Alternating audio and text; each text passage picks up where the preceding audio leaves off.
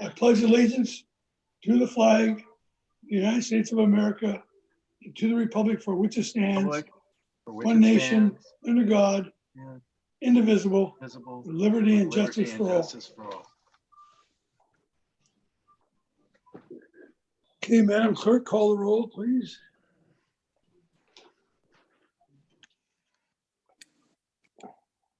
Mayor Paxton, Here.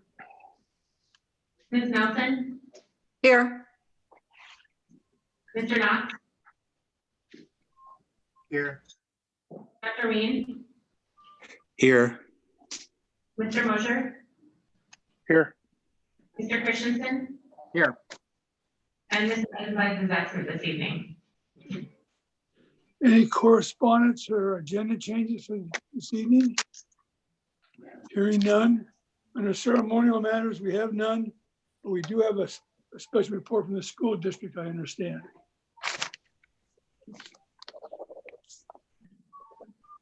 Yes, we do. Just a moment.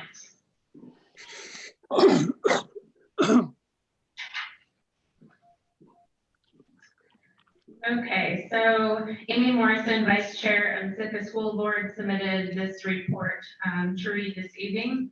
She writes, "Good evening, Mayor and Assembly members. I would like to give you a status report on the Sitka School District. We just finished up our annual budget process and the final budget will be submitted to the city this week. We are thankful that we do not have to make any significant changes to personnel or programs. That is largely due to the Assembly's early commitment to fund the school district to the cap, which we are extremely appreciative for. We would like to thank everyone that participated in work sessions, hearings, and board meetings. This was truly a community effort, and we feel confident that we are moving forward using our resources as efficiently as possible. Dr. Mary Wagner has resigned as superintendent as of June 30th, 2020, and the school board recently chose former Sitka School District Superintendent John Foles to serve as the interim superintendent for the 2020/2021 school year. We are excited to have Mr. Holtz rejoin the district for this next year and look forward to starting the process of selecting our new permanent superintendent. We are grateful to Dr. Wagner for her years of service to our students, staff, and community, and wish her the best in her future endeavors." And that's all I have, Mayor. All right. Persons to be heard, Sarah?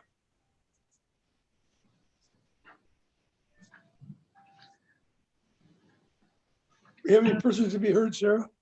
Yes, I do. I have a couple. Okay, the first one, these comments are from Charles Dean.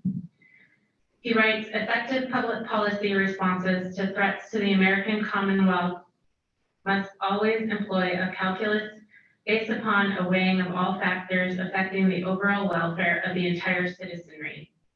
The response action resulting will be then measured, balanced, and tailored to deliver little or no damage in the collateral. With respect to our government's response to the COVID-19 outbreak, not such calculus, it would seem, was employed. The result continues to be more genuine, tangible harm than the virus itself will deliver us. A repeated Associated Press refrain is instructive. For most people, the new coronavirus causes mild or moderate symptoms. Translation: for those outside the well-publicized risk cohort, the risk is the same as entertained annually during cold and influenza season. Contagion is not the issue, morbidity is. Those at risk of serious consequence from this virus know who they are and have been instructed in excruciating detail in how to protect themselves. If the risk of serious consequence were generalized, and it is not, mortality would dictate that no one outside the medical and emergency response community would be abroad in our communities. But such is not the case, because a risk/benefit analysis has given grocery store clerks, for example, a finding that they will likely suffer no harm in the performance of their jobs, a slight risk of illness notwithstanding. Why can we in good conscience ask these good people to carry on while the rest of us are told to cower? And what ultimate benefit will be derived from investing our collective reliance in information that has to date been wrong in projection, contradictory in content, and at times confusing to all. The medical dictum, first do no harm, ought to have informed the entire context of decision-making in the response by American governance at every level to this outbreak, with at least the same level of prudence and reaction offered 11 years ago at the manifestation of H1N1 swine flu. We as citizens can be forgiven for wondering why the disparity. Thank you. And again, those comments are from Charles Dean.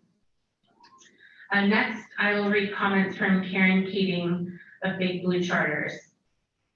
I have started to write this letter about 4 or 5 times now, and each time, because of a new change, I hesitate, think, and rewrite. At this point, I'm going to just go ahead. That being said, I watched Governor Dunleavy on Fox News the other morning and was quite pleased to hear that he is opening the state to a degree as of May 4th. But us, the city of Sitka, May 12th. Why? My concerns deal with the charter industry and all of us who are participants and operators. Attachment J, which modifies Mandate 11, applies to this area, but I've read the contents and it can only shake my head. I do wish that these meetings were widely publicized. As Kevin Mosier nicely suggested in one such meeting, because I do not feel that the voice of everyone is being heard. At present, charters are all being grouped pretty much into one, and I assure you that we have our differences, particularly in terms of housing situations. Everyone in the assembly has talked of out-of-state employees coming in for the lodges and or for the fish processing plants, but what of the charter guests who fly in specifically for a 1 to possibly 6-day fishing trip, who are staying in the hotels and frequent all the various restaurants, along with all the other shops and amenities that Sitka offers? This undoubtedly brings in many money to the city in taxes alone. If the mandate stating that the 14-day quarantine has to stay in effect, what can that possibly mean for us? No one is going to fly to Sitka, stay isolated for 14 days so that they can then go on a 2 to 6 day fishing trip. It is simply not an option. And then, as far as attachment J, I ask you to please be reasonable. No one wants to harm, hurt, or infect another person with this virus, but the social distancing on a boat is impossible if you want to have more than one person on the charter, which of course will pay for absolutely nothing.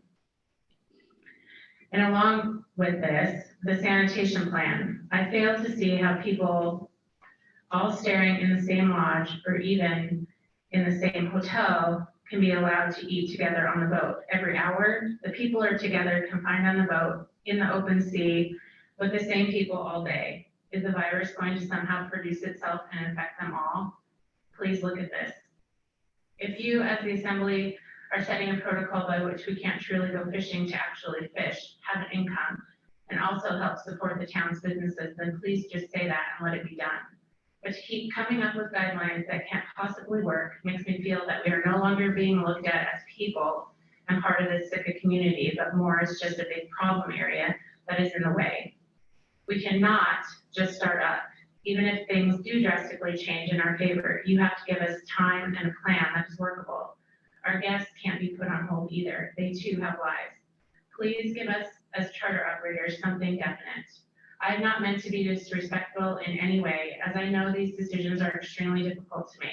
I state all the above with complete sincerity of ears. The other part of charters is that we take deposits for the upcoming fishing trips. Not all of us have winter jobs. We live on the deposits and maintain our boats, etc., with said deposits. We have zero other income until the guests arrive and pay their balance due, which is then applied to the same as just mentioned.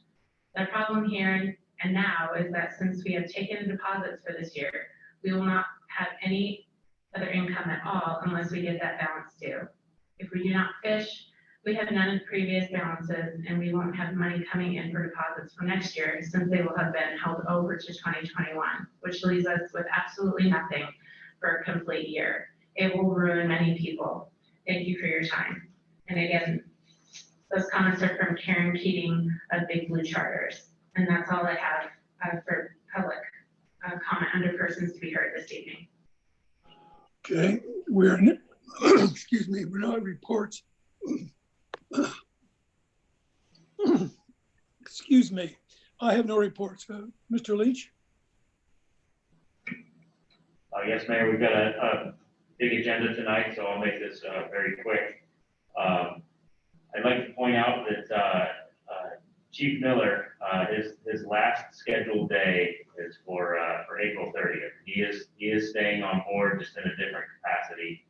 And I wish this were a more public setting and we could have him in the room to properly express our appreciation. But I know that there's a lot that he's not been able to do given the current circumstances.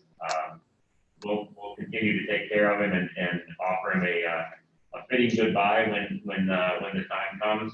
But he will be staying on after a brief 3-day break. He will be staying on as the temporary interim fire chief under contract until we finish with the hiring process, which we're nearing the end, and we get some travel restrictions lifted so we can get our new chief here. Thank you.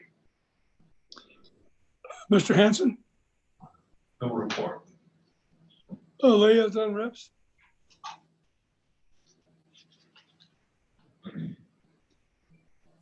No report from my side. Any reports? Madam Clerk? Yes, I do. I would like to thank the public for their patience as we've been navigating through the public participation testimony section of our meetings. I want to remind folks that they would like to provide public comment on agenda items, that they're encouraged to participate telephonically. They can call 747-1826. Deputy Clerk Melissa Henshaw is monitoring that line for us this evening. So again, if folks have comments they would like to make on specific agenda items, they can contact Melissa at 747-1826. Melissa will get in touch with me and we'll do our best to call you during the meeting during that specific item. I do realize that this isn't an ideal situation for anyone. So we're trying to comply with our local hunker down order in effect through May 12th. So while the building is open to the public during assembly meetings and citizens can attend, we just have to limit group gatherings to 10 individuals in this room for now. So again, thank you everyone for your patience. Again, if you would like to offer comments tonight on a specific agenda item and you haven't already previously registered with the clerk's office, you can call Melissa now at 747-1826. Thank you. Now the consent agenda, can I have a motion, please? I move to approve the consent agenda consisting of item A 20-096, approve the minutes of the April 2nd, 9th, and 14th assembly meetings. Second. Public comment? Back to the assembly. Any public assembly comment? Call for the roll. Mayor Paxton, Yes. Mr. Christensen, Yes. Mr. Knox, Yes. Mr. Moser, Yes. Mr. Eisenbach. Oh, I'm sorry, he's not here this evening, not crossed off my list. Dr. Ween Yes. and Ms. Nelson. Yes. Motion passes 6-0 on item A. We are now in boards, commission, committee appointments, and we have motion 2095 to reappoint Ann Polnow. Could I have a motion, please? Mayor, if I could please, Yeah. Anne has requested to participate by phone this evening, if I could please call her first. Yes. Do we, yes. Do we do that before we, yes, whatever, and then we rescind the thing, right? Please. Yep, we need to have a motion, but she would like to be present for the discussion. Do we? Okay. Help me, Is do we it have a okay? motion and approval? Well, I'll make it. I move to rescind the motion that failed at the April 14th assembly meeting to reappoint Ann Polnow to a 3-year term on the Historic Preservation Commission in the category of at large. Second. Public comment. I do have public comment. I would like to get Anne on the line here. Sorry, I'm having Okay. a little slow with technology. Just a Thank you, Dr. Wayne, for the motion.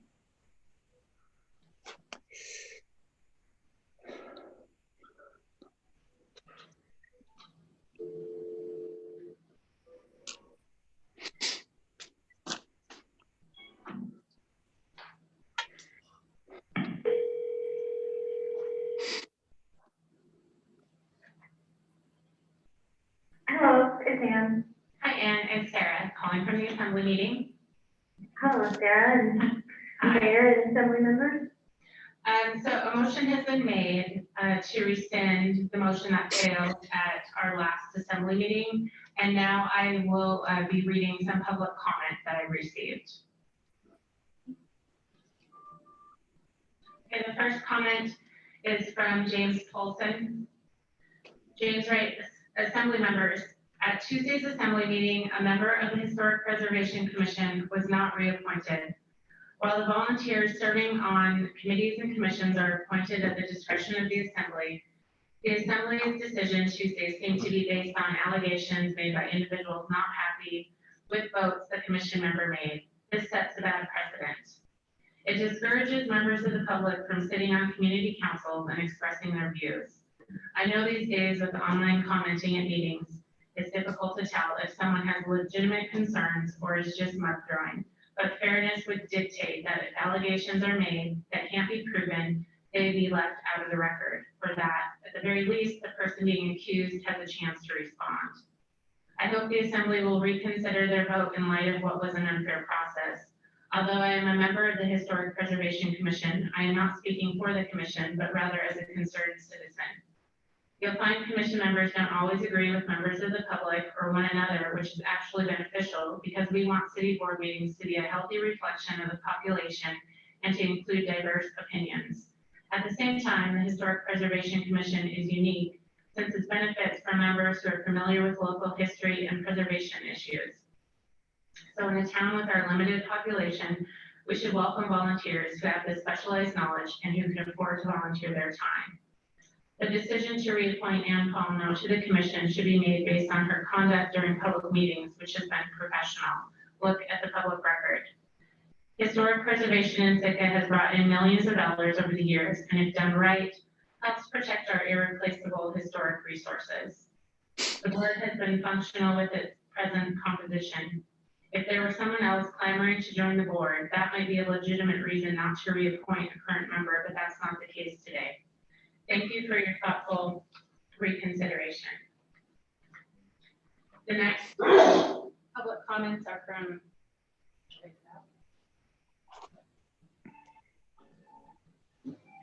we're going to switch.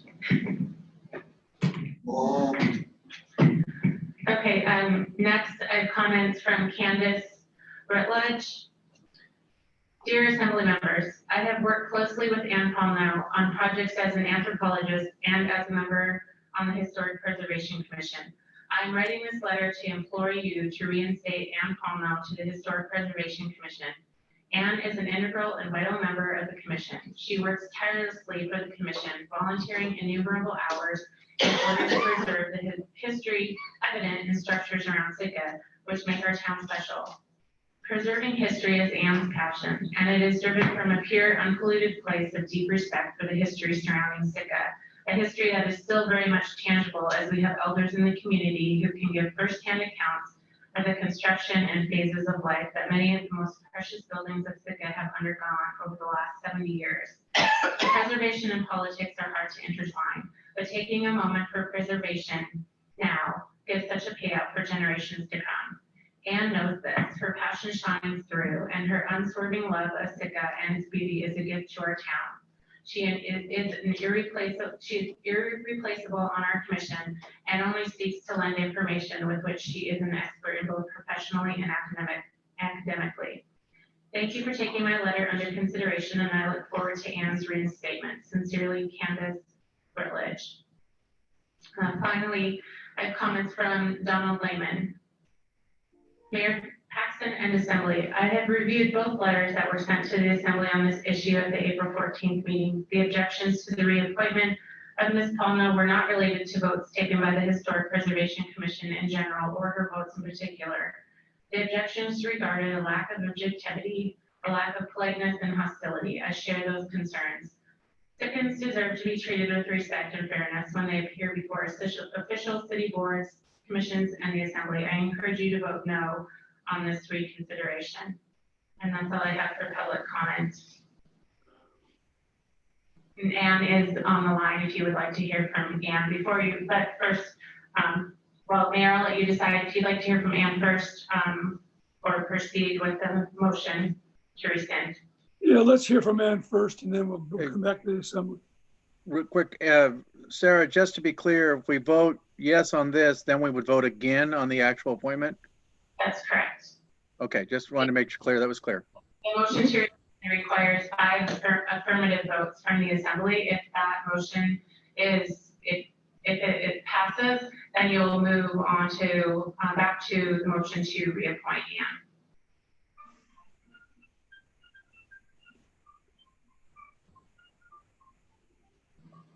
Anne, are you on the line? Yes, I am. Go ahead. If there was anything you would like to say, that it's your opportunity.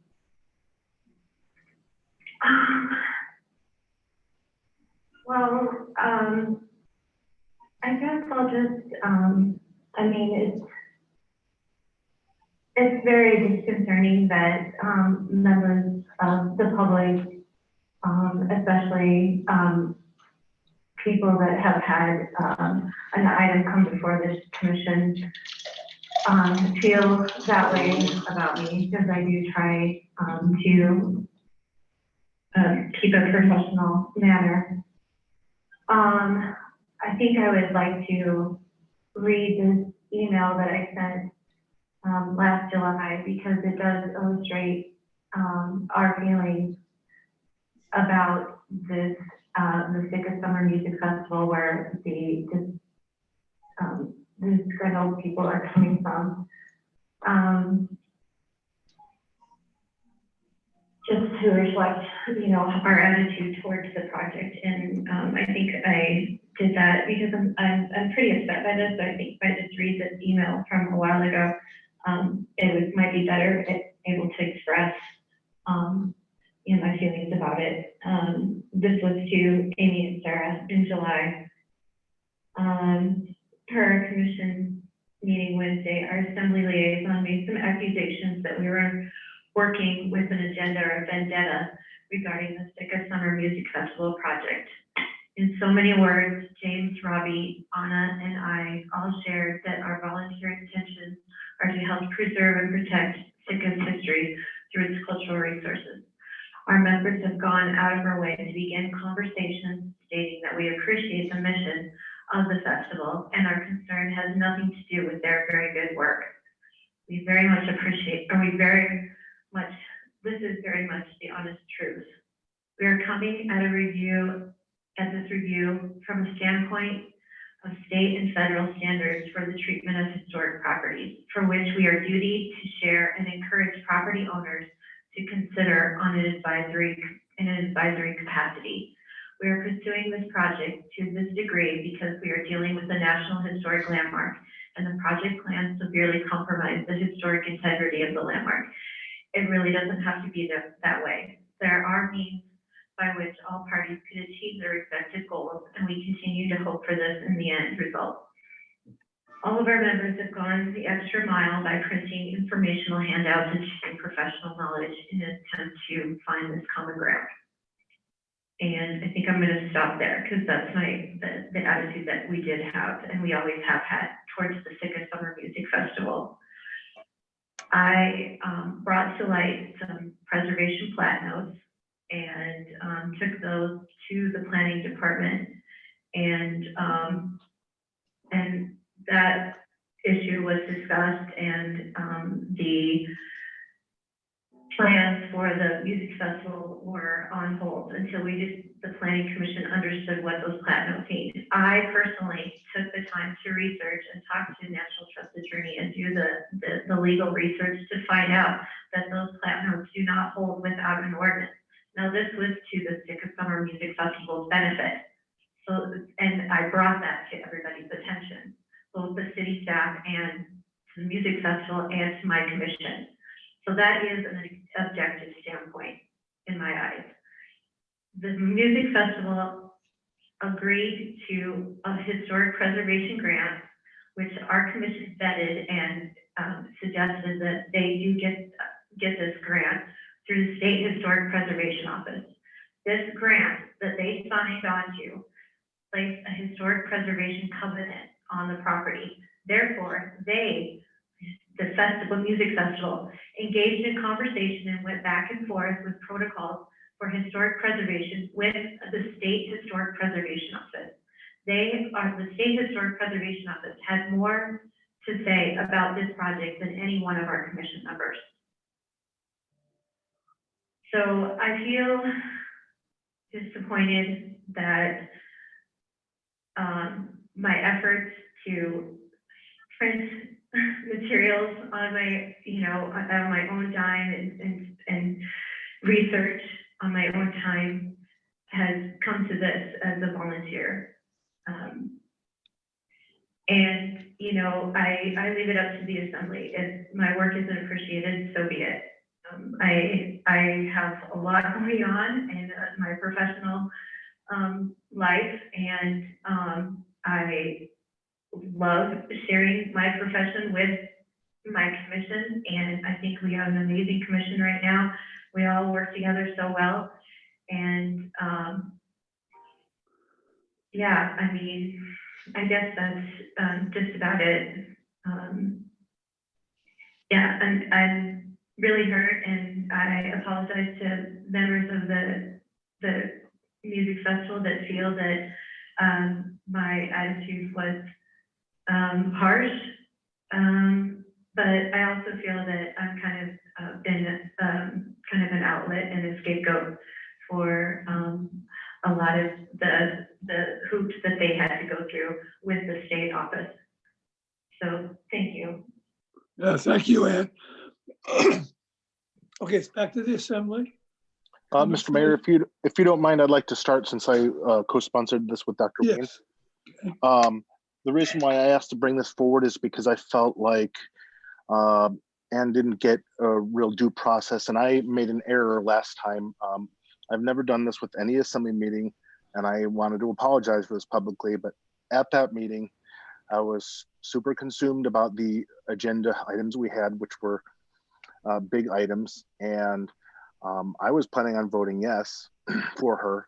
And then we had that comment on those from public comment saying that they didn't want her, and then I saw that most of the assembly members were already voting no. So what I should have done, because I wanted more time, was to ask to postpone that, and I didn't, and I don't know why. I apologize, but I wanted to give her a chance, and I wanted to have more of a chance to look into things, and I have changed my mind back to a yes. If we can rescind this, if we can't, then we can't.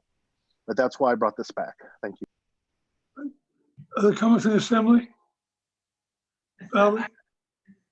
I guess, so the comments really should be for the motion to rescind, so I just want to make sure that we follow that.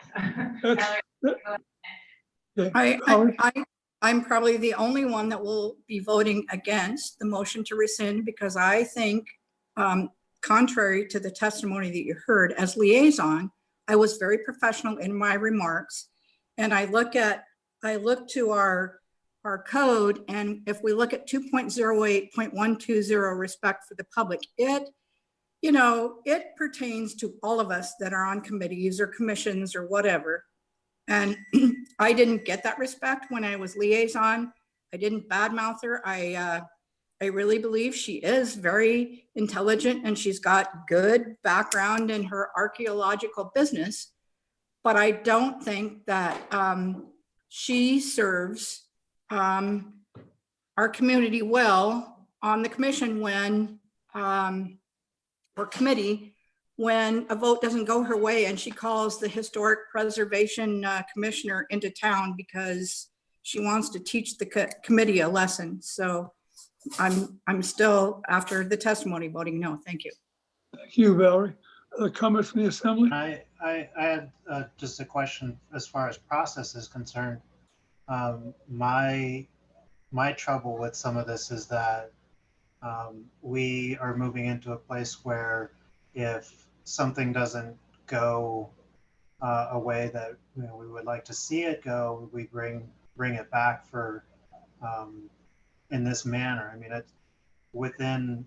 I understand that there's there's avenues here, but it seems like it would have been a little more appropriate in the moment that if somebody in the majority had voted to or requested to reconsider in the end.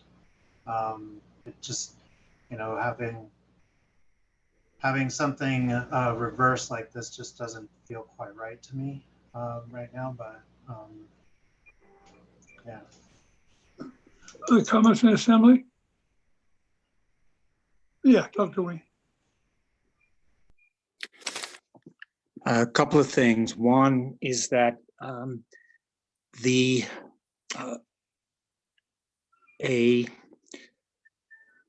decision to rescind is part of Robert's rules, and the parliamentarian was consulted for this to make sure that this was done appropriately. So it's not just bringing things back per se. It is a question of that, and also a reconsideration is also part of Robert's rules. So I think that here we were following the appropriate protocol. If we hadn't, then, or it didn't allow us to do this, we wouldn't be here having this conversation. I know that I was not on the prevailing side, and therefore I could not be the maker here. And so at the end of the day, I am the second. There's just odd thing is that I've been to a lot of meetings and assembly meetings, and I've voted for, I'll say, a number of people for commissions, which I was uncertain of their capabilities, etc. But I was also excited that they were interested in serving. And so I don't think I ever voted against somebody who was seeking to serve on a commission. And again, there are a number of people who serve on commissions who are eminently qualified through education, etc. And I'm even more excited about those individuals who seek to serve, as a public duty. One of the things I believe in is diversity, and in diversity is also diversity of opinion. Maybe it's because I'll say I'm from New Jersey that or remember college dorm room type of arguments and discussions, but I think that helps people grow, especially when there are individuals who are knowledgeable. And I did attend a number of the meetings at planning. So I was able to hear what a lot of the issues were and saw a lot of the interactions that occurred. And I just feel that Anne is an individual with knowledge. It doesn't make so much of a difference whether you agree with her all the time or if at all. But I think that her desire to serve, her knowledge, I think is something that we need to respect. And we can't cleanse the commissions because we feel a little uncomfortable. And so I am happy to support her, this recension in order to see her on the commission. Thank you. Other comments from the assembly? I'm gonna make just two brief comments. People who volunteer to work on our committees and commissions, it's really important that we respect their desire to do that. And I respect Ann's desire to do that. And for all of us, to include me, we need to all practice our bedside manner so that we don't let our opinions infringe on a good public process. Okay, call for the vote, please. Right, the motion before you is to rescind the motion that failed at the April 14th.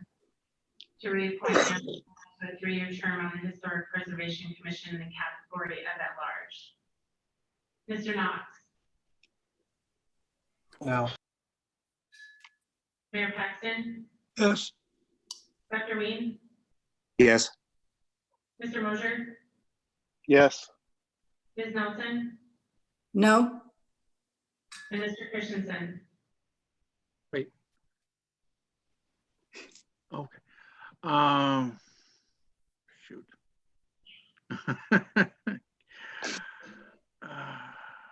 I'll vote yes to move it on. Okay, so the motion to rescind fails. The vote was 4-2. It requires a supermajority, 5. 5 affirmative votes to rescind. and we appreciate all you've done in these past 20 years. God bless. Okay, we're now under unfinished business. Item C, may I have a motion, please? Sorry, hold on.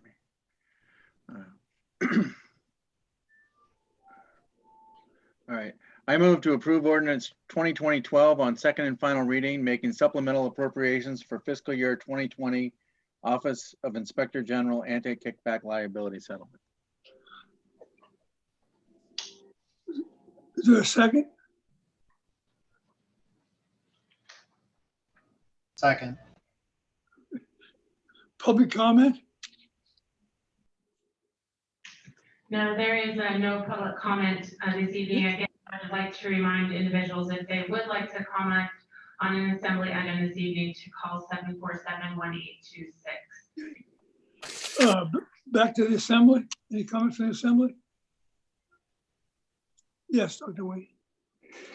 Well, I think Charles Dean had mentioned the word. It's called do no harm. I love it in Latin. It's primum non nocere, and it is do no harm. This item, I've said it in the past, this is such a waste, and it didn't have to be.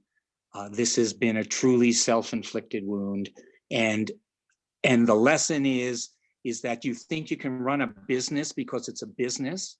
There are nuances in every business, whether it is Ben Franklin with their enormous inventories or any other thing you can imagine. But medicine is different than all the rest because of its high, it's just totally regulated. And this didn't have to happen. And as I did last time, I am voting no. Thank you. Any other comments from the assembly? Yes, Tor. I would actually agree this didn't have to happen. And I'm not happy about it, but it did. And at this juncture, as I understand it, if we don't vote yes for this, then we're opening ourselves wide open to even worse fines. But I agree, I don't think this had to happen, but unfortunately it did. And we don't have the benefit of a time machine. And so I guess I'm just lucky to have not been on the assembly when this one happened, but we all do things in the best, trying to do the best decisions you can. And sometimes things happen, but as I understand it, as from our earlier briefings, that we were actually very lucky to have it be this low. So, again, this falls in the territory of, choose your poison. How bad do you want it to be? And this seems bad, but we've all seen how the regulatory agencies can make it much, much worse. So, Any other comments from the assembly? Okay. First of all, what happened was not with malice. It was ignorance or whatever it was. And it is what it is, but not to vote yes is going to put us in harm's way. Call for the vote. The motion before you is to approve ordinance 2020-12 on second and final reading. Mr. Christensen, yes. Dr. Ween, No. Ms. Nelson, no, Mr. Knox, Yes. Mr. Mosher, yes, and Mayor Paxton. Yes. The motion passes 4-2 on item C. We're now at item D. May I have a motion? I move to approve ordinance 2020-13 on second and final reading, amending Title 4 Revenue and Finance of the Sitka General Code by adding Chapter 4.10 Alaska Remote Solar Sales Tax. Second. Public comment? No, there isn't any public comment on this item. Back to the assembly comment? Valerie? Whoops. Sorry, I gotta hit that unmute thing down. But I'm voting against this because we had a very good letter from a local merchant that has been paying her sales tax for very many years and never gotten compensated for the accounting she does. And I voted against this from the very beginning because we still don't know really what they're going to charge us and how much further ahead we're going to be or behind we're going to be. Thank you. Other comments from the assembly? Yes, Dr. Wayne. Dr. Ween was there. Dr. Wayne. This is kind of an interesting notion. I do believe that this is the take with one hand and give with another item, coupled with the COVID problem and the oil collapse, et cetera. It would not be surprising if the state at some point came up with a tax. I agree with Valerie that we don't know where this is going. I've read their bylaws, et cetera, and we can back out at any time if this is not what we feel is appropriate. However, they will deduct expenses that they have incurred, and most of the expenses are at the startup. So again, it's an opportunity to make some money for the city, but it represents just another, I'll just say, brick in the wall for citizens who really do rely on the internet, even though it's taking from our kitty. Thank you. Comments from the assembly? Tor? Yeah, I mean, in my mind, number one, this supports our local vendors. And I don't understand why any local vendor would be against this, because everybody, with very few exceptions, is competing with internet vendors now. And they've been competing with one arm tied behind their back because depending on the time of year, 5 or 6% goes, the price difference between what they pay online and what they pay in town. So I want to support our local vendors, and this does that. And as far as what we would lose, from what I understand, if we don't do this, very soon we will lose what we are getting from Amazon now, which would be a fairly substantial hit to our bottom line. And again, it makes it even worse. I mean, where we, in effect, if we don't pass this and the any other things to allow us to do this, what we're saying is we would rather you shop at Amazon than in town. So I'm very much going to support this. Any other comments from the assembly? Yes, Dr. Wayne. Question number one is Amazon has been collecting taxes for a little while now, certainly over a quarter. I was wondering if there is any comment from finance as to how much has been remitted to the city so far. Question number one. And question number two, and I'm afraid this is a sort of a bitter truth, the reason people shop online is because for whatever reason, and that includes volume, et cetera, things happen to be a little cheaper. So the playing field is not necessarily what you think, though I do support this for the sake of the city. The economics of this are not as straightforward as presented. But I'd like to know how much has been remitted, if anything, so far, because I know I've paid some. Mr. Leach or Ms. Sweeney, do you want to make a comment before we vote? They just came up, so make a comment. Well, good evening, Assembly members and Mayor Paxton. Can you hear me okay with the mask on? Yes. So I'll call attention to the fiscal note in the memorandum I prepared. And one thing that I would say is we are precluded by the Sitka General Code from being able to give specific numbers as to the exact amount of tax that's remitted by any one vendor. However, what we are able to do is what I've been doing by the Sitka General Code, and that is speak to the fact that the vendor is registered to collect and remit sales tax and is in compliance. I can, however, speak broadly to the amount of potential revenue that we would lose were this to not be passed, and were a vendor to elect to terminate their voluntary remittance of sales tax. In the fiscal note, I said that we potentially stand to lose $300,000. And I say potentially because there is no way of knowing right now that if this were to be not passed, that a vendor would either elect to continue to voluntarily remit taxes, or seeing that they now have only the requirement to remit to the commission in Juneau, that they would simply choose to do that and not remit voluntarily. I can't tell. But I think the $300,000 is a worst case scenario number that would be good, that you could go, that if all of the vendors who are now voluntarily remitting cease doing that, our quarterly remittances would drop by about $300,000.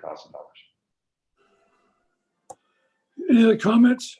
Annual remittances, 300. I'm sorry, let me clarify. Annual remittances, 300,000. We call for the vote. I have a question for Jay. The 200,000 additional, or the 200,000 gain, are you estimating it's a $200,000 gain on top of the already 300 that we currently see in revenue? So it's actually, we're potentially bringing in 500,000 a year additional? You would bring in 200,000 additional to what we are currently bringing now through voluntary remittances. So our total revenue, were we to join this, would go up by $200,000. However, there is a possibility, as I just mentioned, that were this not to pass, and those vendors that are voluntarily remitting say, we're just not going to do that anymore, we would lose the 300 we're getting now. The difference between the worst case scenario and best case scenario is 500,000. Thank you. Other comments from the assembly? Call for the vote. The motion before you approve ordinance 2020-13 on second and final reading. Dr. Ween, Yes. Mr. Knox, Yes. Mr. Mosier, Yes. Mayor Paxton, Yes. Ms. Nelson, No. Mr. Christensen. Yes. This is 5-1 on second and final reading, and that is item D, ordinance 2020-13. We are now, excuse me again, under new business for first reading. Item E, Kevin ordinance. Can I have a motion, please? I move to approve emergency ordinance 2020-24 on first and final reading, abating any penalties and interest for first quarter sales tax 2020 filing period until June 30, 2020. Second. Public comment? As I don't have any public comment for this item, again, I would like to remind individuals, if they do wish to comment, to please call 74718. Back to the assembly for comment. I'd like to propose an amendment to the ordinance. And it's a little lengthy. I just emailed it to everybody so that you can see it and read along. I don't know exactly where it falls in the order, but I'd like to entertain adding penalties and interest shall only be abated if the filer, 1, submits an abatement request through a signed letter declaring need due to coronavirus circumstances to the finance director or designee, and remits all taxes due for the first quarter, both on or before June 30th, 2020, and 2, in that request certifies by signature financial need for the abatement of penalties and interest. I will second that amendment, Mr. Knox, and thank you. Public comment on the amendment? Back to the assembly, comment? Tor? Yeah, I guess I don't have too much of a problem with this. I just don't really see the need. I think most people are trying to get it done as soon as they can. And if, I don't think there's anybody who hasn't been affected, but I don't have strong feelings about this. I just don't think it's necessary.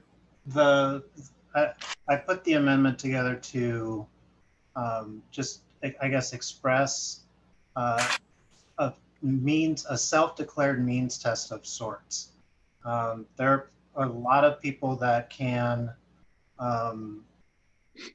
definitely can still pay their sales tax remittance, in time. This self-declared means test, though, opens a door that, gives people the opportunity. It also, I think, better protects the city from people just, sitting back. I know one of the concerns right now for the federal government in delaying the IRS income tax remittances by a lot of people is that there are a lot of people that are not paying. They're just sitting on their money because they've been given the opportunity. This, for me, and from some of those that I talked to, offers that.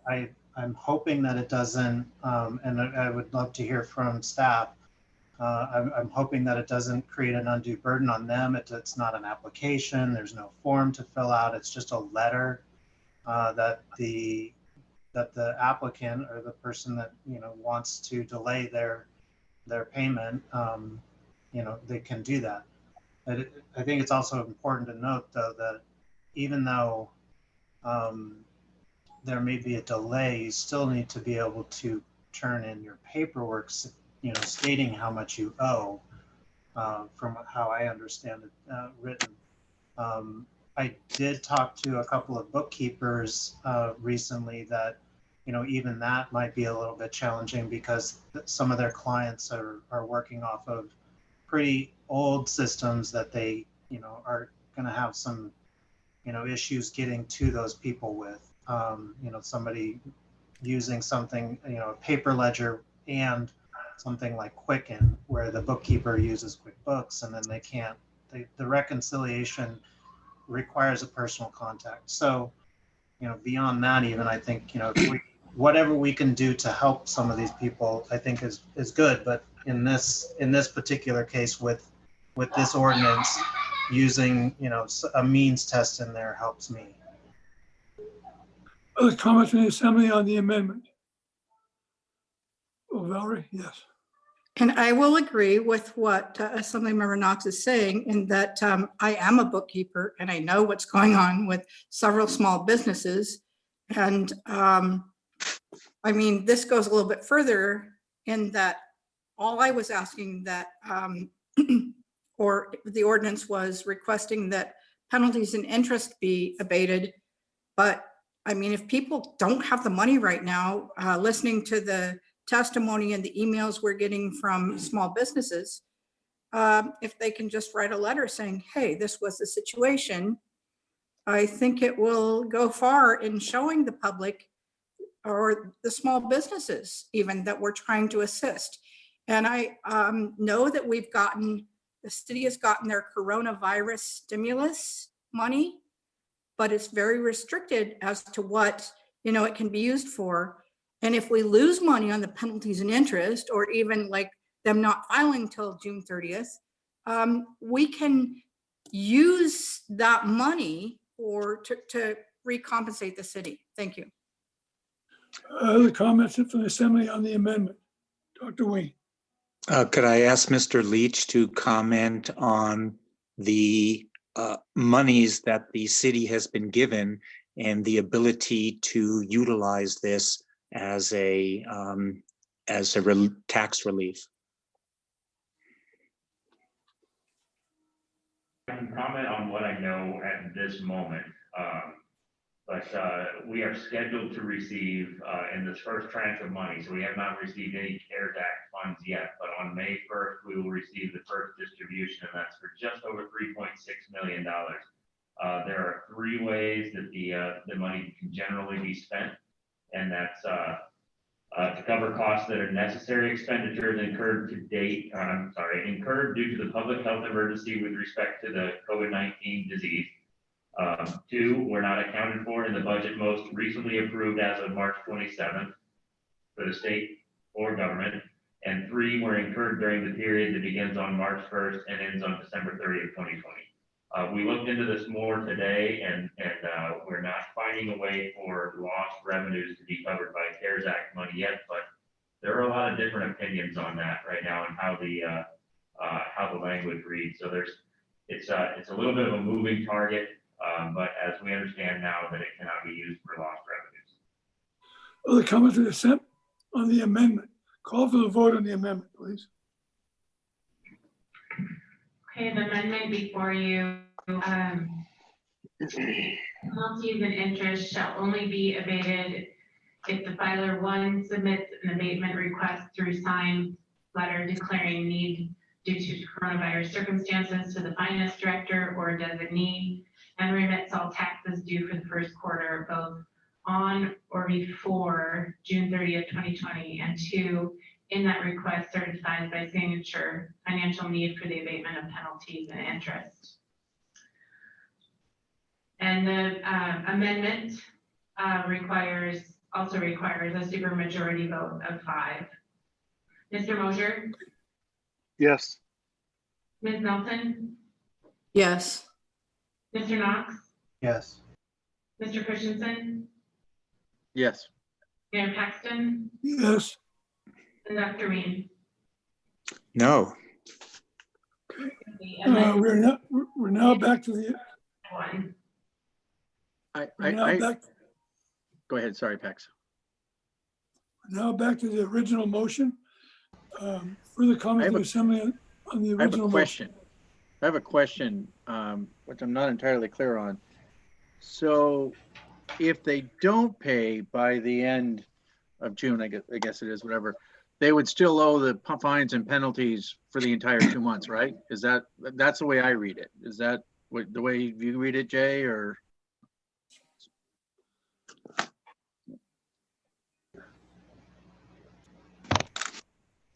Mr. Leach, Jay Sweeney. Good evening, Mayor Paxton and Assembly members. Jay Sweeney again. I don't read it that way. I read it that this is a pure abatement for 2 months, and that if they don't pay the penalty or don't pay within that period of time, the clock starts to tick on July 1st, and they would not owe for the entire period. Other comment from the assembly? Can I ask a question of Mr. Sweeney again? As amended, Jay, how do you see this as far as workload for your department? I think it's something that's a good idea and something we need to do.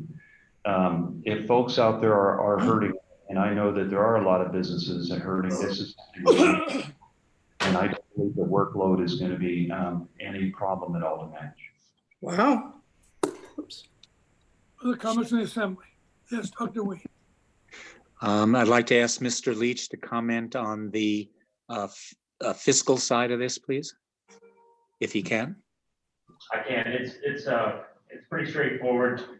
Best we could base it off of was historicals, and historically for the months of May and June, we receive about $25,000 in revenue coming from penalties and interest. If we were to assume that every single person takes advantage of this, then we would lose that $25,000 in revenue. Thank you. Other comments from the assembly? Call for the vote.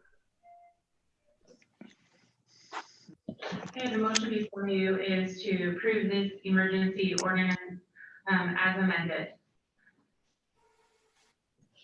Ms. Nelson, Yes. Mr. Mosher, Yes. Mayor Paxton, Who? Mayor Paxton, Yes. Yeah, I'm sorry. Yes. Dr. Weems, No. Mr. Christensen, Yes. and Mr. Knox. Yes. The motion passes 5-1, and again, on item E. Okay, we have now arrived to the ordinance, the budget ordinances. So could I have a motion for item F, please?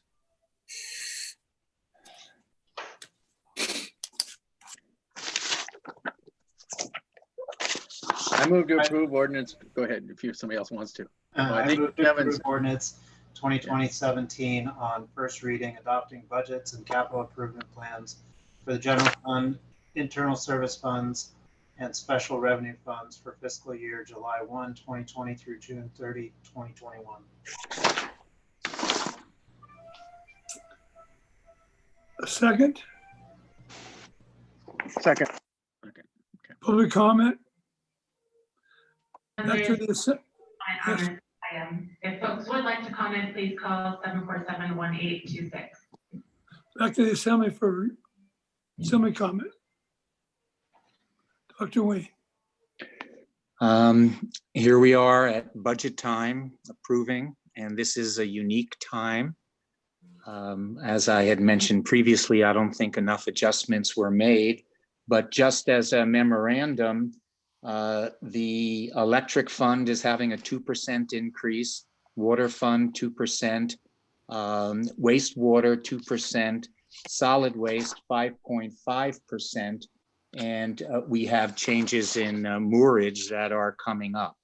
Now, there is a page in there that I have a question about. It's entitled Fiscal 2021 Budget Changes as of 4/22/2020.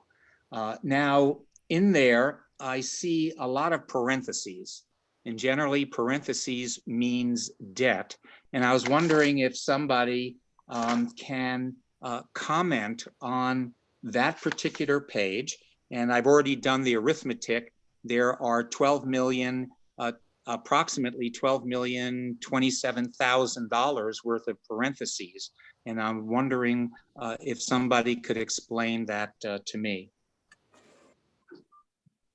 Mr. Sweeney. This would be one for Melissa. Yeah, I have Melissa on the line there, if she can hear, if she wants to jump in. But before she begins, and I understand this is for public consumption here mainly, but I just want to reiterate that the parentheses that we're speaking of are not any different than the presentations we've given over the past few months. But I'm sure Melissa would be happy to speak to the individual items if necessary. Melissa, can you hear me? Absolutely. So in the budget here, the budget change document, any of those parentheses indicate a reduction, whether it be in revenue. The only revenue reduction was the $2 million that we reduced the general fund revenue by. All of the other parentheses were reductions in projected expenses. Well, it does say that the general fund has a surplus of 1.375 million, but then you go to electric, it's 7.8. You go to water, it's 1.2, meaning deficit, and it just goes on down the line. So Yes. I'm still a little unclear as to the effect of those parentheses, which And mean I would encourage you to look at the change to working capital. We have to include in our appropriations depreciation, which has a big impact on the overall number. So you'll see while the electric fund, the ending deficit is 7.9 million, the actual change in working capital, so the money really coming in and out, is closer to a negative $20,000. Okay. And the depreciation is a function of the capper accounting process. Okay. Listen, this budget is a rational place. We do not know what the final numbers will be, but I suspect there's as much chance that we'll have increased funding from the feds, either through CARES or future funding rather than reduction. But either way, we're not going to know where we are for another month or two. And when we do find out, then clearly this assembly will reassemble and we'll do whatever the accounting requirements are to make the budget precise rather than its current thing, which I think is proper. Okay, yes, Valerie. I don't think we're ever going to know how much all the things that are going on are going to affect the budget. I think it's ambitious to think by the end of the year, but we probably won't know until the end of the next fiscal year. I will vote to pass this on first reading, but if new information comes out between now and the next one, I might change my mind. Thank you. Yeah, Mr. Leach. Thank you, Mayor. Thank you, Assembly. And I'll let Jay jump in if I say something incorrect here. We are obviously in a new world, and we talked about that as we presented this and changed it. But when we were close to a final budget, we moved into the COVID-19 response, and since then we've cut $3.2 million from what was originally presented. So we've made some cuts based on what we know now, what we expect for loss in revenue. And yes, as Ms. Nelson said, we may learn more about CARES Act money and what it can and cannot be used for. But I just want to reiterate that it cannot be used to cover lost revenues in its current state, and it's not something we can just throw back into the general fund either. What we're learning is that any item that is budgeted and it is not direct towards public health or COVID response, CARES Act money cannot be used for that. But if something changes with a new phase of CARES Act funding, then we can come back to the table for adjustments. And Jay has one comment to add. One thing that I have found in the conversations I have had and the research I've done is that while it cannot replace lost revenue, that money can be used to make payments, however you do that, and there are certain ways to do that, directly to the citizens who have been economically disadvantaged by COVID-19 to help them pay their bills. So for example, it may be permissible to greatly increase utility subsidization fund, for example, putting COVID-19 funds, or the COVID-19 CARES Act funds into that fund, and then using that to make direct payments to the utility accounts of disadvantaged folks. So there is a mechanism to be able to get it out to those folks in the community who are most in need and hardest hit. But it's going to take some work to create a good, solid program to be able to do that in a way that stands up to scrutiny by the government in the end. Other comments from the Assembly? Call for the vote.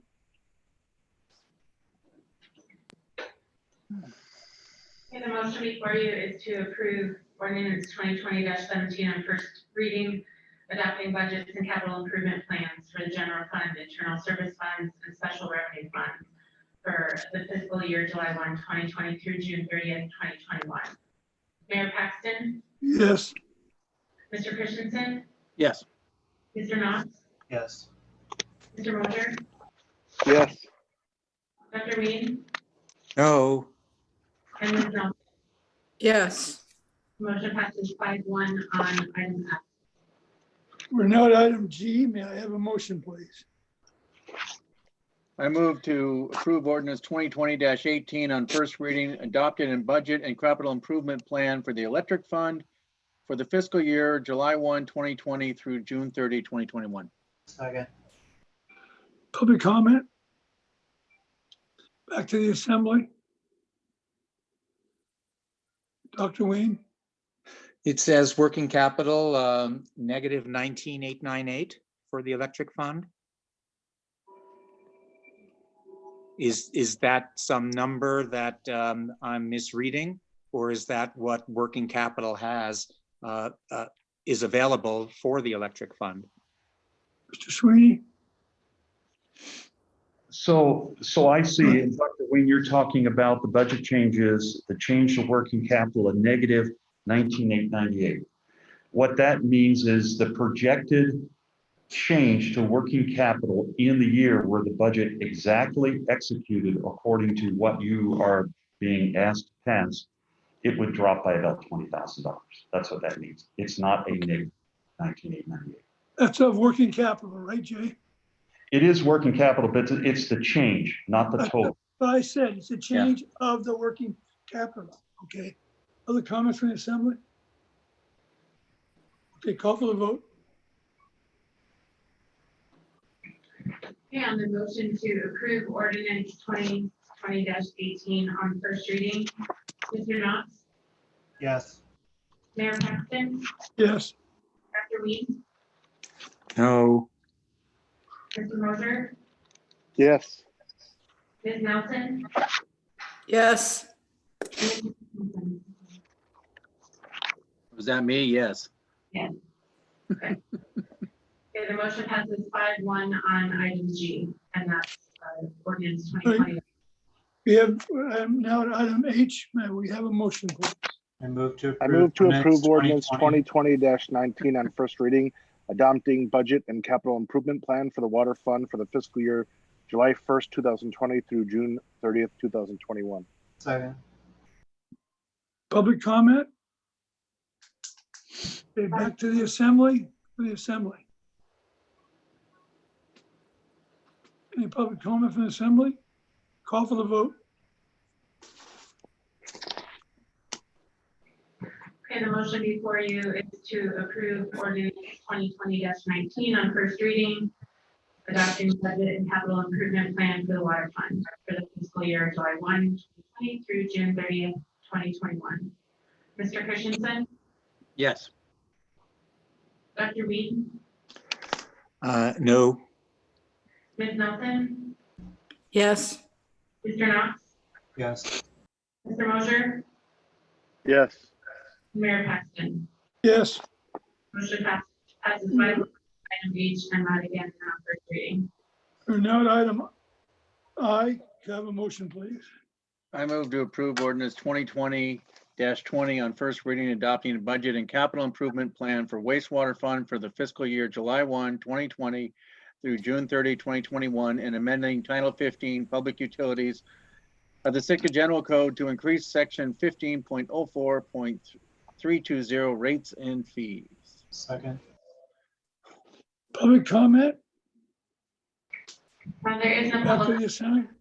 Okay, please, yes. Just remind folks, if you do want to provide public comment this evening, to please call 747-1826. Thank you.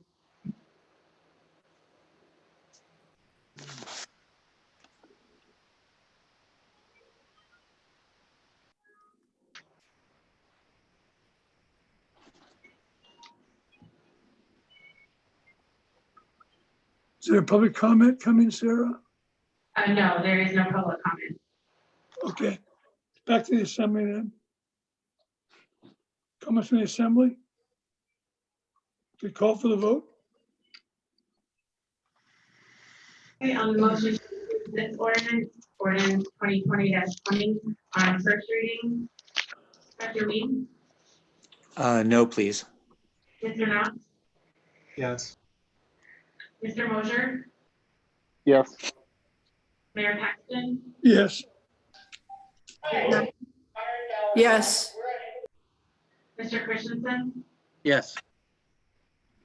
Motion passes 5-1 on item I, and again, that's on first reading. we are now at item J. May I have a motion, please? I move to approve ordinance 2020-21 on first reading, adopting budget and capital improvement plan for the solid waste fund for the fiscal year July 1, 2020 through June 30, 2021, and amending Title 15 Public Utilities of the Sitka General Code to increase solid waste disposal rates in section 15.06.020 solid waste disposal policy and rates, section 15.06.035 rates for treatment and collection, and section 15.06.045 transfer station drop-off charges and special refuse collection charges. Public Second. comment? No, there is no public comment. Back to the assembly then for assembly comment. Yeah, Dr. Wayne. Obviously, everything can be better in this world if we try. The solid waste fund is of particular interest in that I was certainly told that we are in a long-term contract, which was definitely the best thing we could ever get. And yet we have a 5.5% increase on solid waste and a 2.5% over at the transfer station. But yet I just don't see, it's just same old, and as it is with the entire process of not looking to, change our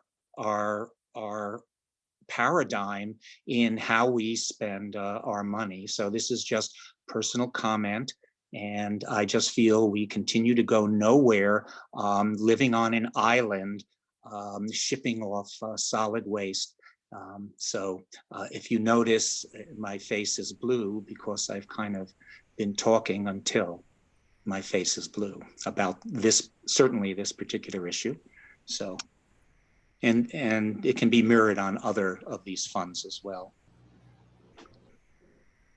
Yeah, for the record, I feel our staff has done an incredibly professional job of laying out a rational budget, and that we are doing as best as we can for the service. New paradigms, easy to talk about, hard to do. Call the vote.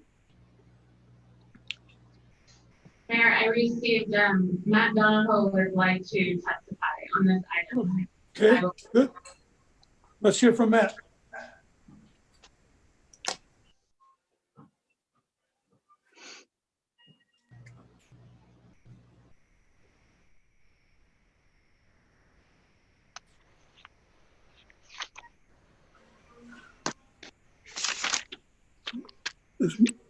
Is Matt there, Sarah?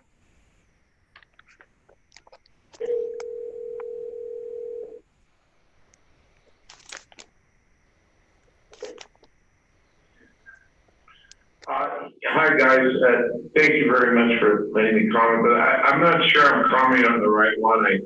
I'm new at calling in here. I want to comment on the rate increase on mortgage. So if this isn't that one, I can wait or. Okay. Matt, so we're on item J, and the mortgage increase is a few items down, so I'll call you when we get to that item. Okay, thank you very much, and carry on, guys. You're doing a great job under really difficult conditions, and thank you for your service. Okay, bye. Thank you, Matt. Okay, Mayor Paxton, hold on before we move forward. I find the comments that Dr. Wayne had expressed interesting. The solid waste thing is definitely something that we as a community could do to help bring down the cost with this. New paradigms, we've explored a number of different, possible new paradigms within the city, and they've all penciled out to be quite a bit more expensive than where we're at right now, and at least, needing a very large capital investment in order to move forward with them. I think it's something that we do need to continue to explore, but we are where we're at, and it will take all of us doing as much as we possibly can and not putting pallets in the garbage, composting, making sure our glass doesn't get put in garbage, different things like that will help us save money, over the long run. And then we can start looking at, additional things that we could be doing into the future. Thank you, Kevin. Call for the vote. Right, the motion before you is to approve ordinance 20-21, adopting the budget and capital improvement plan for the solid waste fund. And then amending Title 15 to increase solid waste disposal rate. And the solid waste disposal rate in solid waste disposal policy and rates for treatment and collection, and transfer station drop-off charges and special refuse collection charges. Ms. Nelson? No. Mr. Mosier? Yes. Mayor Paxton? Yes. Dr. Reed, No. Mr. Christensen, Yes. and Mr. Knox. Yes. The motion passes 4-2 on item J, and that's on first reading. We're now at item K. Can I have a motion, please? I move to approve ordinance 2020-22 on first reading, adopting budget and capital improvement plan for the Harbor Fund for the fiscal year July 1, 2020 through June 30, 2021. Second. Public comment? No, there's a public comment on this item. Are you, Um, wasn't this what Matt wanted No. to talk on? That's item M, Tor. Item Oh. M. Yeah, Valerie, Gotcha. Valerie. Well, in a sense, Matt probably would like to talk to this as well, if he's talking about harbor rates related to the resolution. So I'm inclined to vote on this on first reading, but as I said before in our work sessions, we have had like abbreviated meetings for a long, long time. When this came up at the Harbor Department, they said there weren't many people that testified against it, but I've been in the grocery store and been confronted by people that are fishermen and they don't have money. They're in the same situation as everybody else, and things are being shut down and they don't know how they're going to pay their mortgage or anything. So, you know, I may vote for this on first reading. I don't know. Thanks. Yeah, Tor. Happened to be covering the Harbor Department or the Harbors and Harbors when this came up. And it was interesting because they're the ones who pushed to change it to the rate of they called it the 555, that to kind of flatten, to take a little bit more this year so that we're taking less next year and the year after that. And it makes sense. I mean, that by raising the rates a little bit more now, we keep it from going up quite so high down the road. And so I guess, like I said, I was a little surprised by that, and what public testimony there was supported it. Of course, it's a little different when people see their bills, but this is one of those times I'm inclined to follow the lead of the Ports and Harbor Commission. Concur. Other comments from the assembly? Yeah, and I'll concur with that as well. But also the other piece of this is that if we're going to make, the rate increases are, they're not sustainable. If we look out over the full 30-year master plan, but if we're not going to stick with them, we need to come up with plans now of what we're going to do with the infrastructure that is there and that these rate increases are paying for the replacements of that infrastructure. If we're going to start planning now to not, follow what that master plan lays out, then we need to have those plans put forward. We need to know, we need to know what capital or what infrastructure we're not going to replace, what programs we're not going to replace within that system, and then, start working from there. But those will all have implications, because if you don't replace the infrastructure, you don't get the revenue from it either. So, it's an incredibly complex machine there, and we definitely need to address this somehow, either other kinds of revenue coming in or a removal of systems so that we don't have to rebuild them at some point in the future. I see you, Dr. Wayne. Dr. Wayne? And I see you too. The important thing is, and this is part of the paradigm in contracting the city in many of the things it does. However, one of the things that should not be contracted, if we can help it, is the harbor system. We are on an island. Fishing is, I'll say, part of the fabric here in Sitka. And so the Harbor Department, even though the raises are not sustainable, in the short run, we have a lot of things in motion, a lot of balls in the air, and we need to support them. And part of the way to support them is how we do other things in the city. And so I think that this is something that is needed to be supported, where other areas we need to think about the reality of contraction. Thank you. Other comments from the assembly? Mr. Mayor, this is Kevin Yeah. Mosher. I do have a comment. I would just say I actually disagree with Kevin's thoughts on that, in that, well, I do agree that the races that planned over the years are unsustainable. But what I disagree on is something actually Steve Eisenbach said a couple meetings ago when we were discussing this. This doesn't mean that we have to shut down the harbors.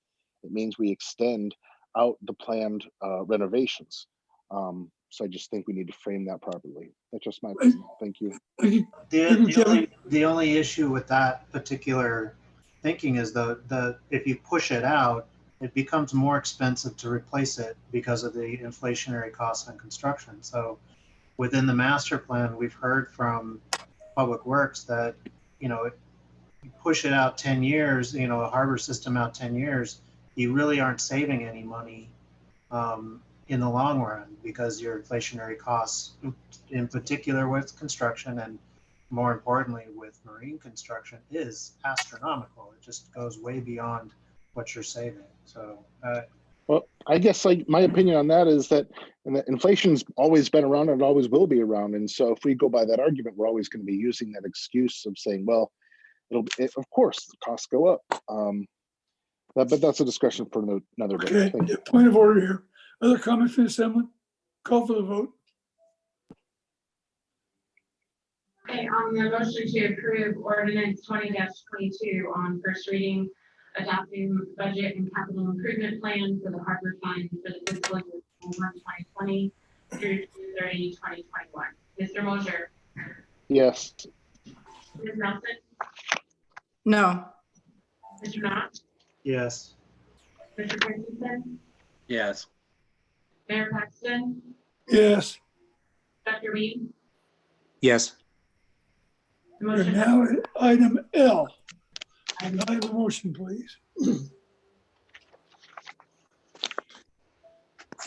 I move to approve ordinance 2020-23 on first reading, adopting budgets and terminal or capital improvement plans for the Airport Terminal Fund, the Marine Service Center Fund, and the Gary Paxton Industrial Park Fund for the fiscal year July 1st, 2020 through June 30th, 2021. Second. Public comment? There is not. Okay, back to the assembly. Doug? Does the part of this capital plan include the crane for GPIP? Is that what the $212,000 is? So you can ask Ms. Haley, she can answer quick. Melissa, we need your help. Sure, I'm pulling that up right now. I believe it does not, but I'm going to confirm that for you. Yes, that's the same answer I have right now, but I want to double check because I know that we had decided to not. Yes, yeah, there is nothing in there for this fiscal year for a crane. Okay. Okay. Other comments? I saw the hands yet, Kevin.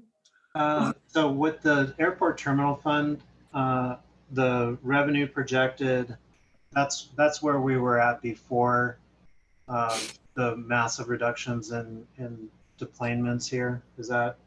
That's correct.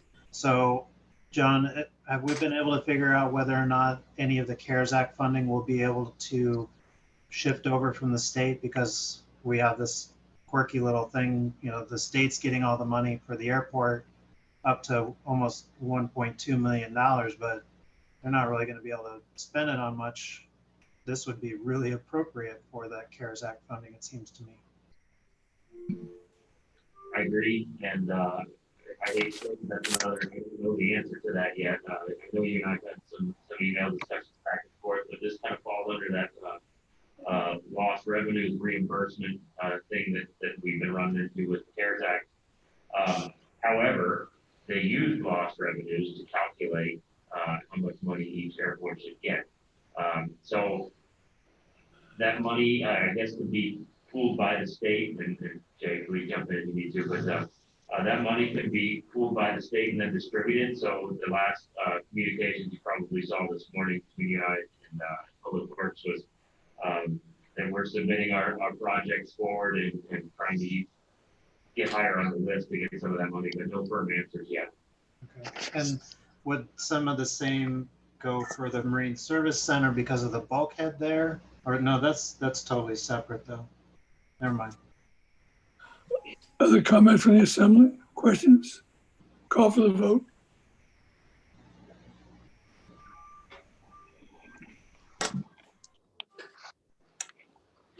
Valerie, did you have any comments? We are just getting ready to take the vote. No comments, thank you. Okay, on the motion before you to approve ordinance 20-23 on first reading, Mayor Paxton, Yes. Mr. Christensen, Yes. Dr. Weed, No. Ms. Nelson, Yes. Mr. Knox, Yes. and Mr. Mosher. Yes. Okay, we are now at item M, and this is the one that Matt Donahue wants to talk to, Sarah. It's a resolution. Could I have a motion, please? I move to approve resolution 2020-10 on first and final reading, increasing permanent and temporary mortgage rates and other harbor fees and charges. Second. Public comment. We're gonna hear from Matt, I think. Just a point of clarification. Yes. On the resolution, it says first reading 4/28/2020, second and final reading 5/12. I'm wondering, are we only going to have one reading on this? There are people that have harbor stalls, and I think we need to let them know that we're having these hearings. If we're only having one reading, I probably can't vote for this. Thank you. Okay. Do we have Really, the harbor rate increases have only been one reading just because it is a resolution. That's all that's required. So that's all it ever has been. a point of order, please? I think we want to hear from a public testimony. Okay, I'm calling Matt now. Yeah.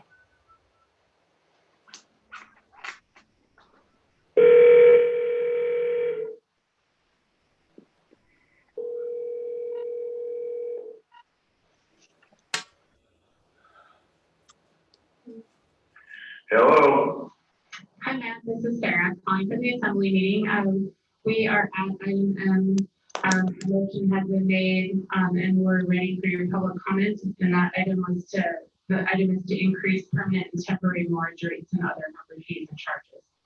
All right. Yeah, let me know when you want me to talk. So you can go ahead. We're ready.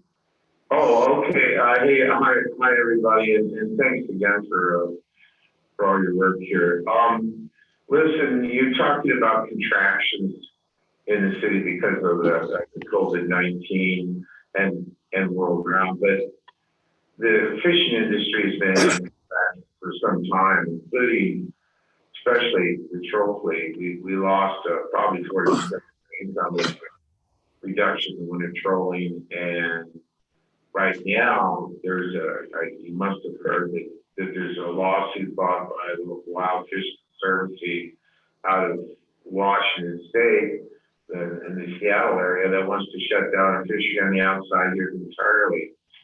And I don't know how closely you guys followed the reconstruction of the work done on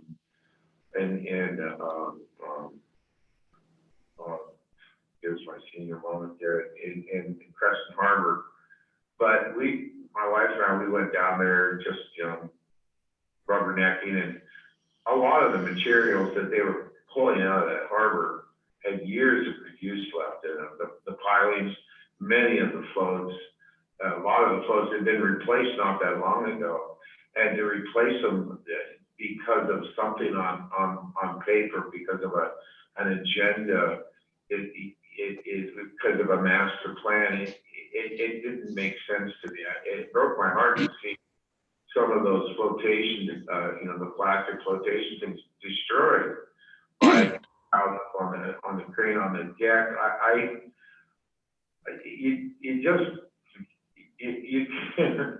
Our markets are being destroyed by this virus.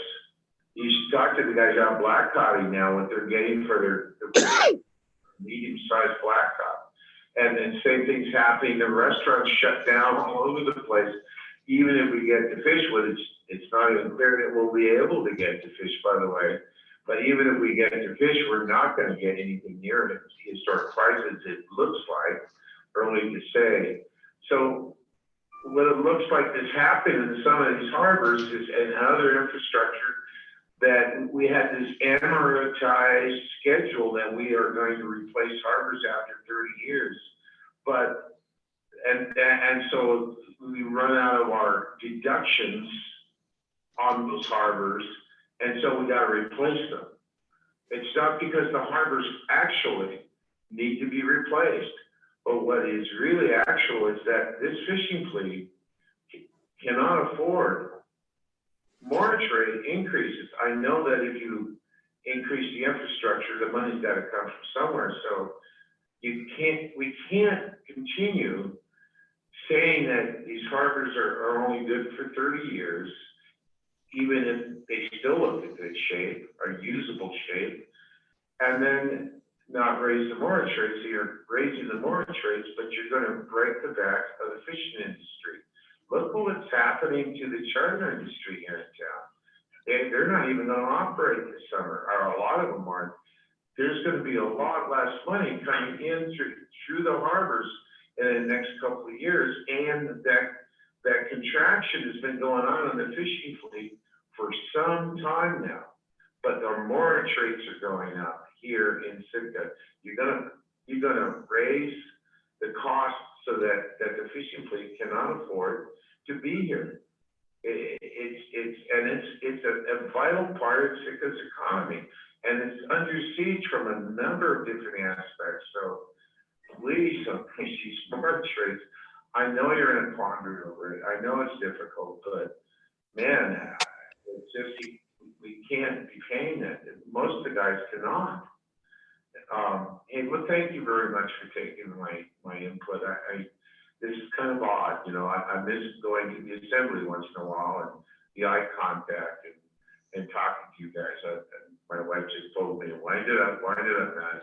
So thank you very much. Hey, Matt, welcome. Yeah, I just say that I think you've been coming and talking to the assembly every single time I've been on. So it's now I know I'm back. So thanks for your comments. Okay. Well, thank you very much, Dr. Wing. We'll see you Yeah, guys. thanks, Matt. Comments from the assembly. Mr. Mayor, I'd like to say something.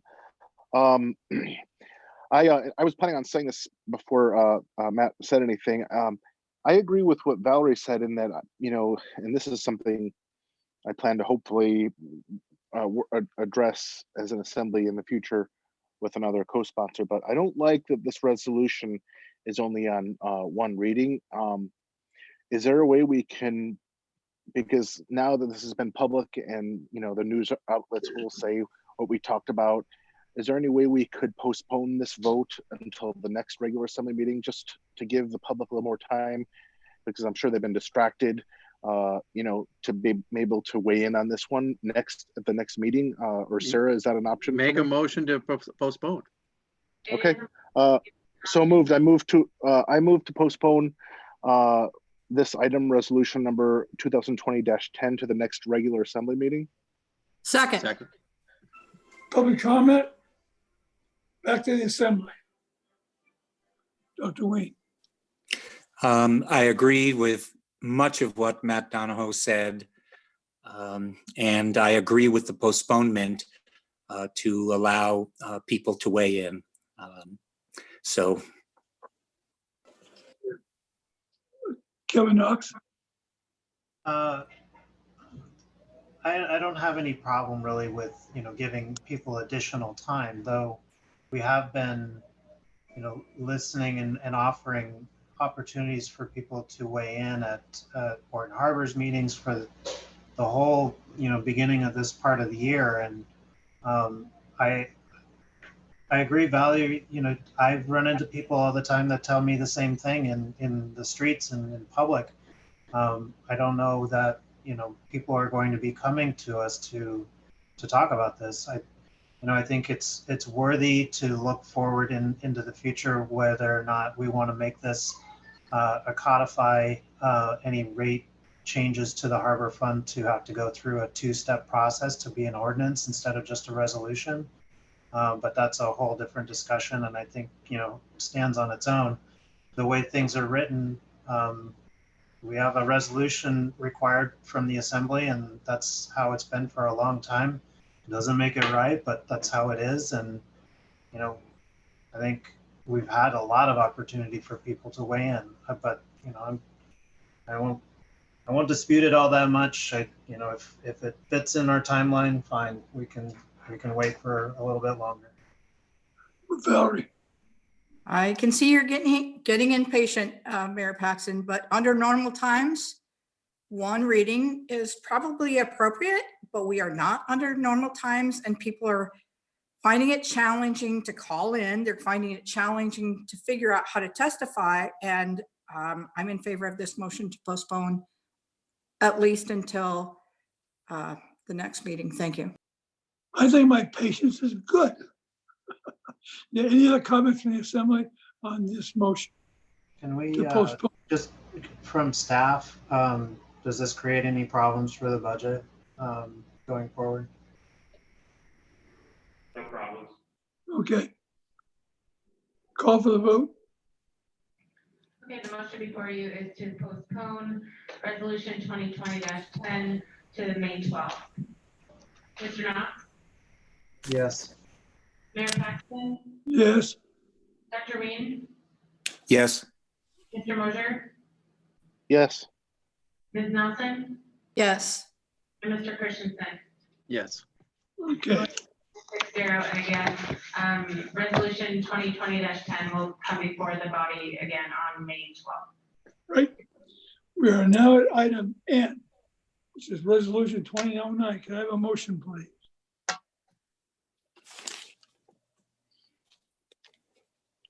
I move to approve resolution 2020-09 on first and final reading, authorizing the municipal administrator to apply for and execute a grant with the United States Fish and Wildlife Service for $36,000 to support the Peterson Storm Sewer Rehab Project. Second. Public comment?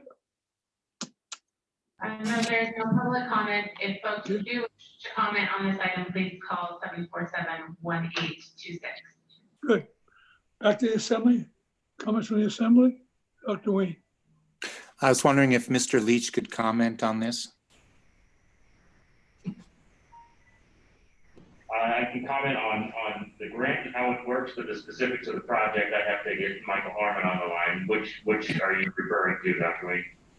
Well, it's, the resolution is for, to execute a grant with the Fish and Wildlife. So I just wanted you to talk about the grant, how many other grants are supporting this and that type of thing. Okay. It's not very clear what's happening with just the motion, that's all. Okay, understand. And give me 1 second. I do want to see if Michael is on the line before I start speaking here. Michael, are you on? Yes, not. Okay, there are a few grants that have already been provided. It's $60,000 and an $80,000 grant, and this would be an additional $36,000 grant. Peterson Creek, deep below Peterson Street, the culvert is failing. There's some pictures in the packet here, but essentially this will be a 10% match to get another $36,000 towards this project. And since it's already in the budget, this would just be reducing the amount of general funds used for the project. Thank you. Other comments from the assembly? Call for the vote.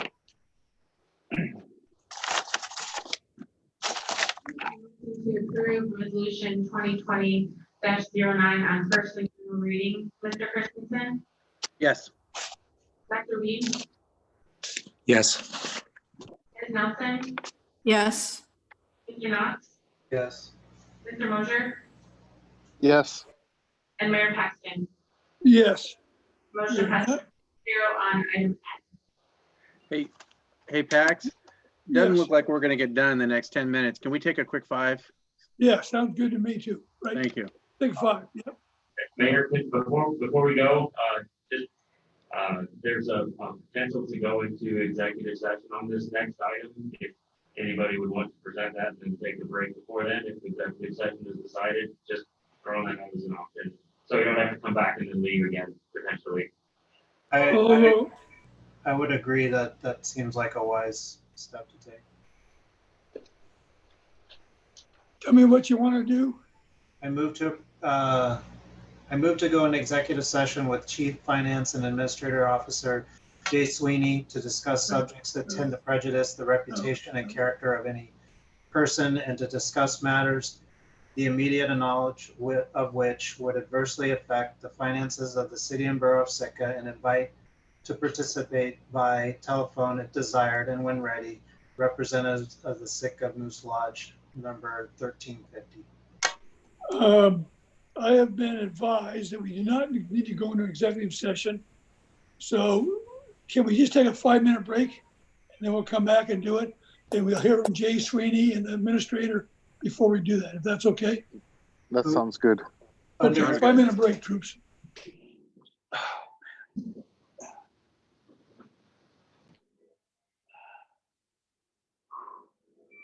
was not sleepy.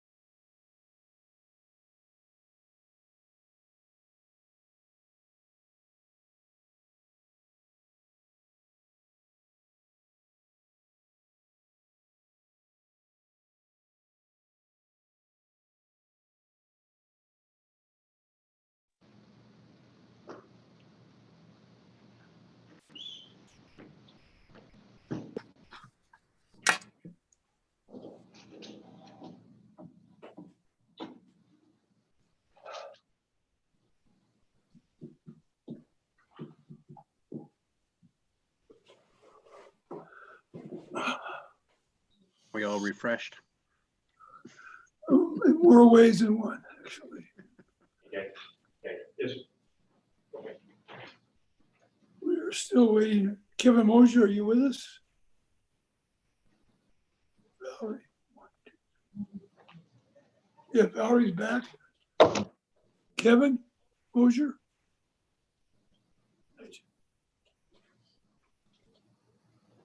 Yeah, I'm back. Sorry. Okay, no, it's fine. Call the meeting back to order. And I think it'd be appropriate to hear from Mr. Sweeney. Is that right, John? Mr. Sweeney first on this thing? Well, I'll let Sarah take over what we need to do, but Okay. I want to apologize for the confusion before we broke there. That was. Okey doke. Sarah, tell us what to do. Sorry about that. Originally, we crafted this, we thought we might have to go into executive session, but staff doesn't feel that that's necessary, and Jay is going to speak to that. Okay. Or to this item. Well, good evening again, Mayor Paxton, Assembly members. The Moose Lodge is in arrears to the municipality of just shy of $15,000, and it's across several debt categories. They are in arrears on sales tax for $8,425. They're in arrears on utilities by $4,600, and they have personal and real property taxes that are due as well.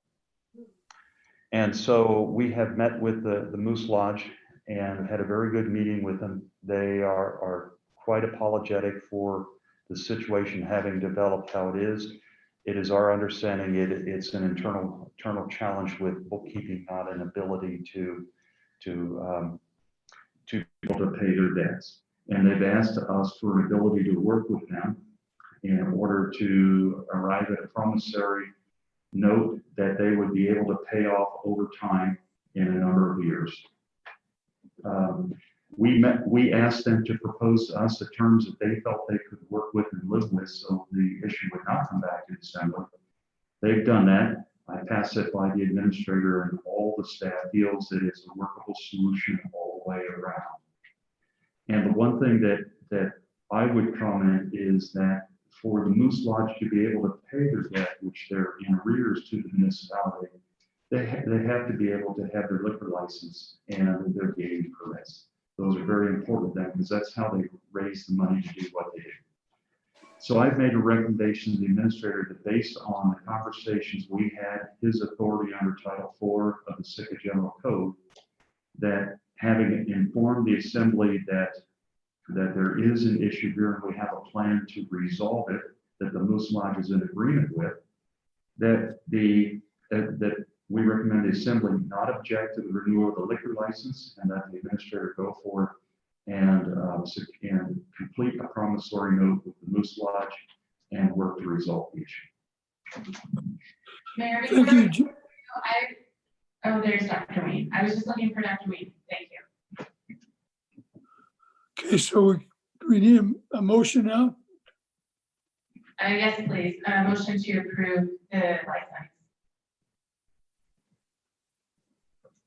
Right. I move to approve a liquor license renewal application for the Sitka Moose Lodge, number 1350, doing business as the Loyal Order of the Moose, number 1350, at 337 Lincoln Street, and forward this approval to the Alcoholic Beverage Control Board without objection. Second. Okay. Public comment? Okay, Dr. Wayne? If we were in executive session, I would ask, what were the terms of the promissory note? Because that's important too. Okay, Jay, you want to answer that or? What is being proposed is level payments over 3 years at a 5% interest rate. Okay, Valerie? It's not really a confession of, I got to make sure my mic is on. It's not really a confession of judgment though, is it? Because it seems like we have a lot of businesses that have like moved away or done confessions of judgment that we will never collect on, that we don't know about. And I am of a mind to agree with Mr. Sweeney in that if we shut down their liquor license, they will never be able to repay. And why cut their wings? Thank you. Oh, and I will divulge that I am a Women of the Moose member, dues paying member, not active, but have been such for probably about 40 years. Thank you. My reception after I got married to Deborah was in the Moose. So there you go. Yeah, other comments from the assembly. Call for the vote. Okay, the motion before you is to approve the liquor license renewal application for the Sick and Moose Lodge. Dr. Weed? Yes. Mr. Knox? Yes. Mr. Moser? Yes. Mayor Paxton? Yes. Ms. Nelson? Yes. And Mr. Christensen? Yes. Motion approved. On item O. Yeah, we are now at item P. Yeah, may I have a motion, please?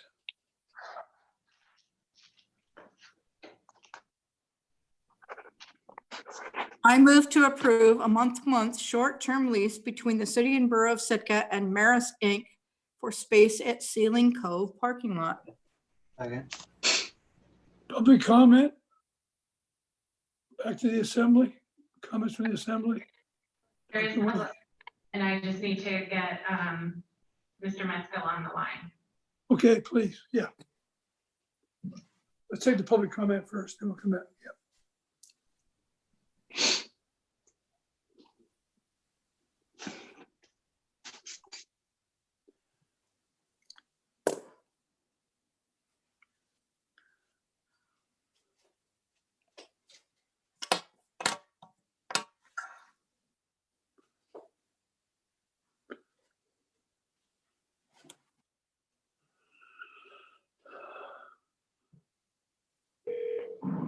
You've reached Shay Meskill. Please leave your name and number. Thank you. Oops. Oops. Back to the assembly. Comments from the assembly? Dr. Weed? Over my tenure on the assembly, I've noted through leases, whether it's been Tidelands or otherwise, or property sales, they have been unbelievably favorable. I mean, beyond what I would necessarily consider fair market value. I see that they, in determining what the cost of this lease would be, they have some kind of formula and they applied it, which makes it $90 a month. And I find that this is a government contractor, et cetera. And I think it is a wonderful deal that people are getting. But to me, it just, again, is just another example of our inability to competitively price, our assets. And I think it's a great deal for them. And it's, I just don't get it. How we apply these formulas, and it brings me back to Donahoe's questions and concerns that we have these formulas and we follow them, and it's not very thoughtful.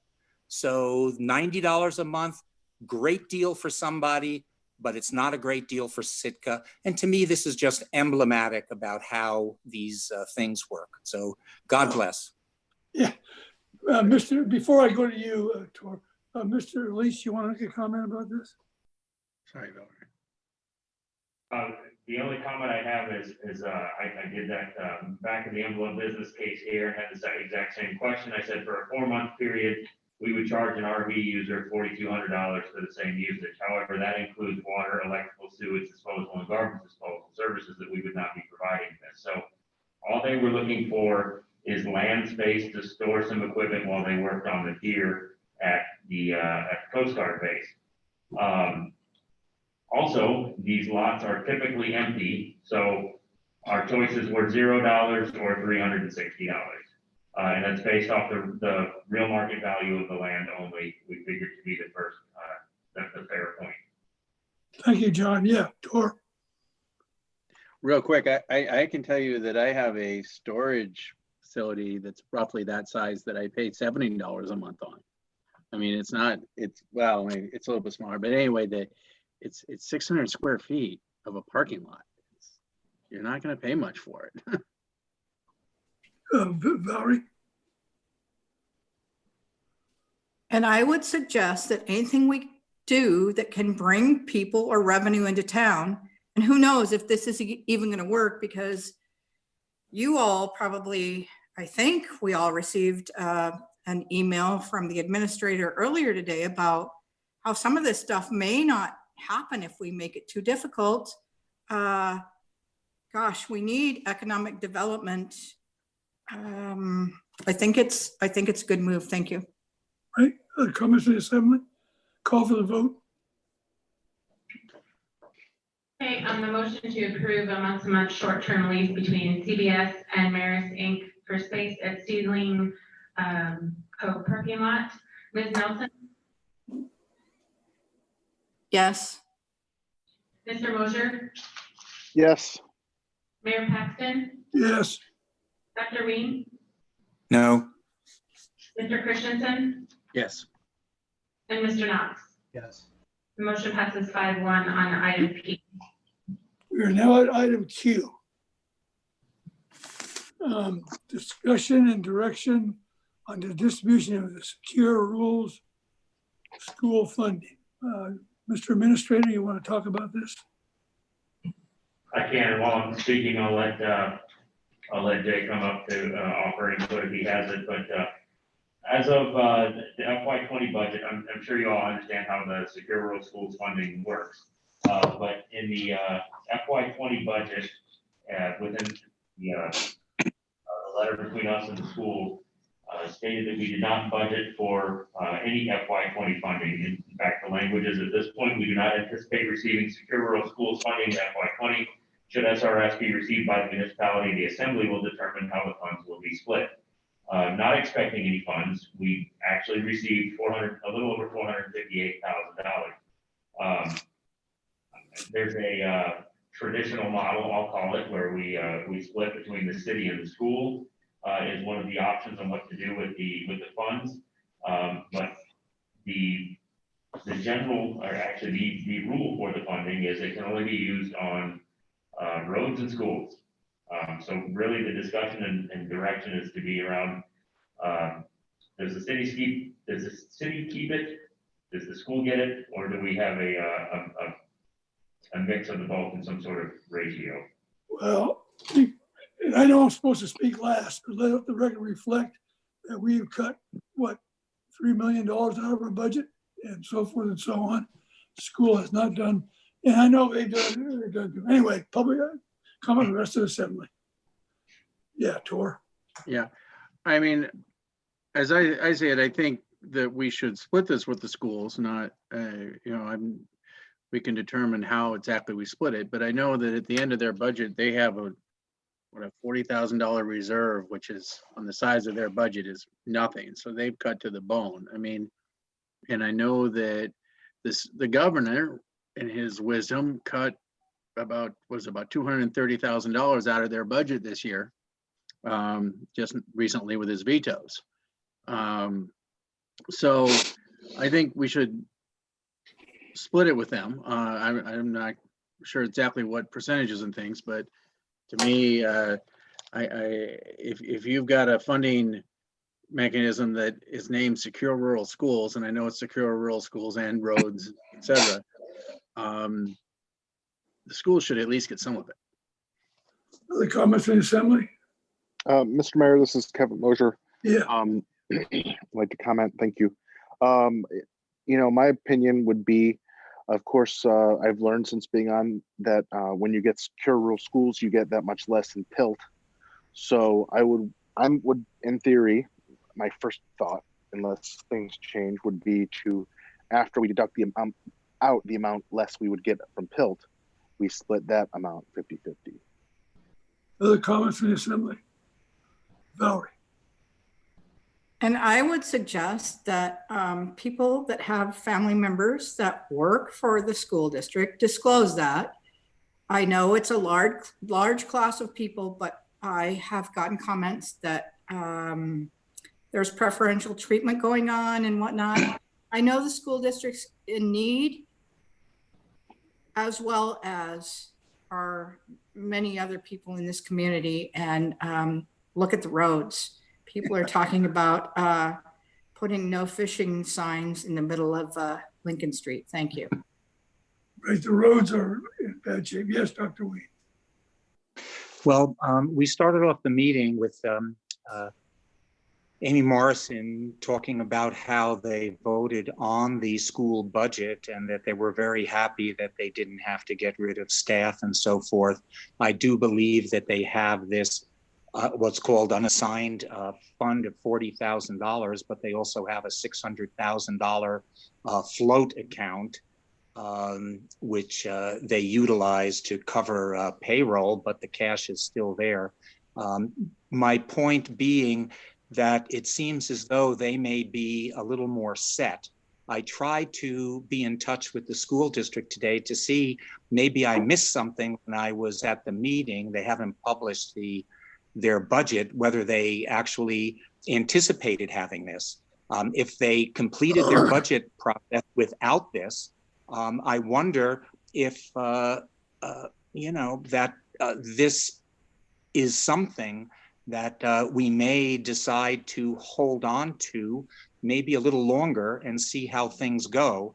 Because I do agree with Valerie that these monies could definitely be applied to our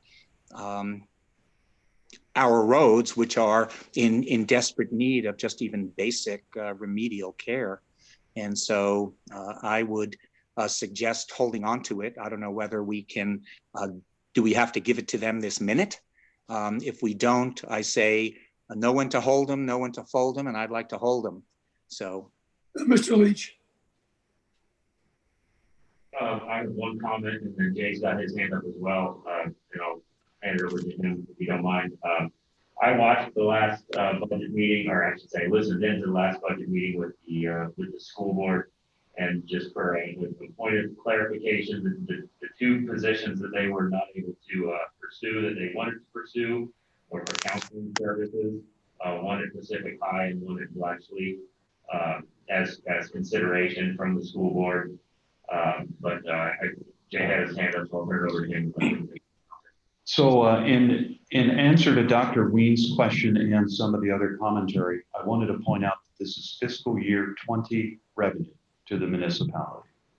And so the only way that the school district would have received this in fiscal year 21 were it fiscal year 21 revenue that we would be including in the fiscal year 21 budget. While we are budgeting for secure rural schools for 21, this isn't it, it's 20 money. So the 20 money comes to the municipality and it's a general revenue of the municipality in the general fund. So if it is not expended, then it simply passes into the general fund balance. It could be used for two purposes. If you were to keep it for roads. One is to say, well, we've already expended a lot of money this year on snow plowing, so it can be used to offset road maintenance that was incurred in this fiscal year.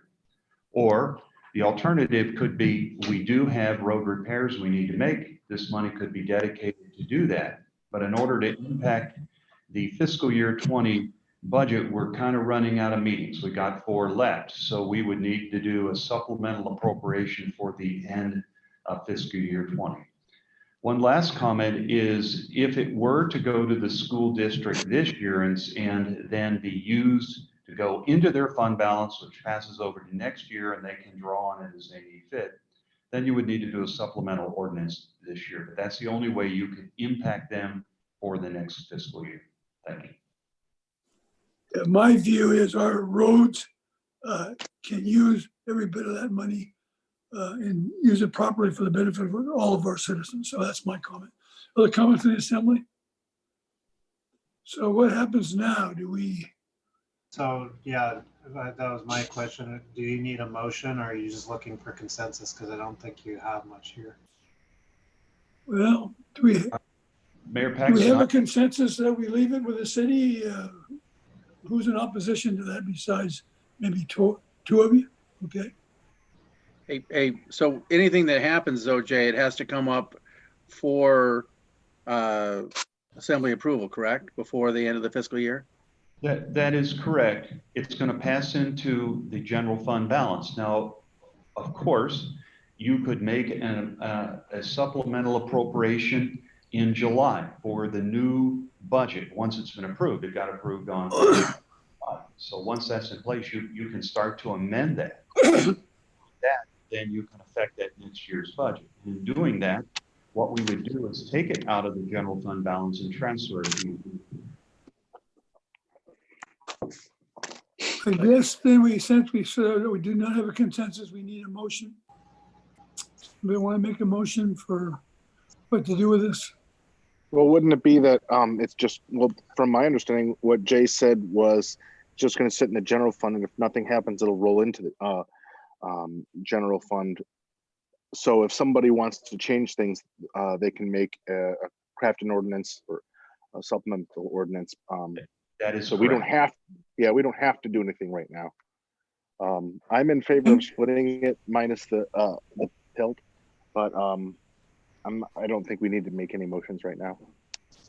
From the school board's point of view, do they need additional from us? Because if we aren't going the route that we traditionally have in the past and what they're assuming we are at this point, they're going to have to go in and make an adjustment to their budget then?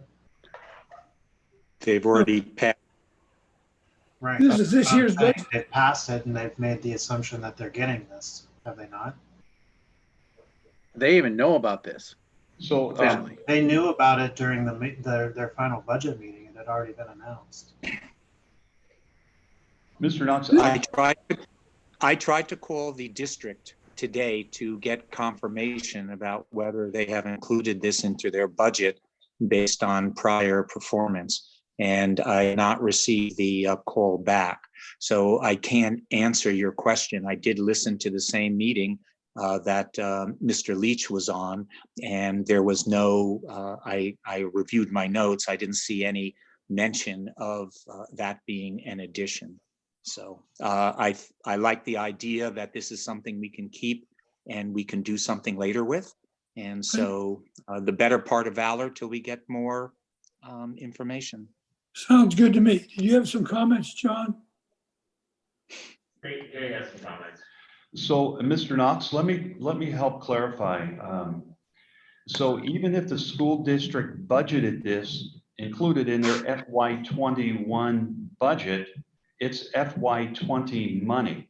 The only way to get it into their FY21 budget would be A, that we send it to them in FY20, it goes into their fund balance and they use it in their fund balance at 21. Or B, we wait until 21, do a supplemental ordinance and send it to them to fulfill their budget. That's how that would work. And then Mr. Mosher, just one thing to help with about PILT. We normally don't receive the PILT payment till late in June. So there might not be enough meetings left to craft an ordinance if we wait to see what the PILT will be.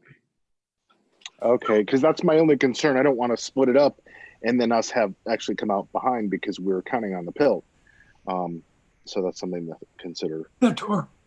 Yeah, I just want to make a quick comment that, number one, it's no secret. My wife does work for the school district, but only indirectly. She is actually paid for by the Cargill Foundation.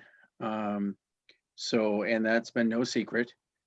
And that if you look at my record for 20 years, I have always tried to make sure that we have the best schools we possibly can. So I was asked to disclose that, and I have many times, and I will again. Yeah, but Jay, correct me, this is 2020 budget money, right? That is correct, sir. Okay. I mean, my view is we have already said, I think in 2021, that we do a split, but this is this year's budget. So I go along with Dr. Wayne.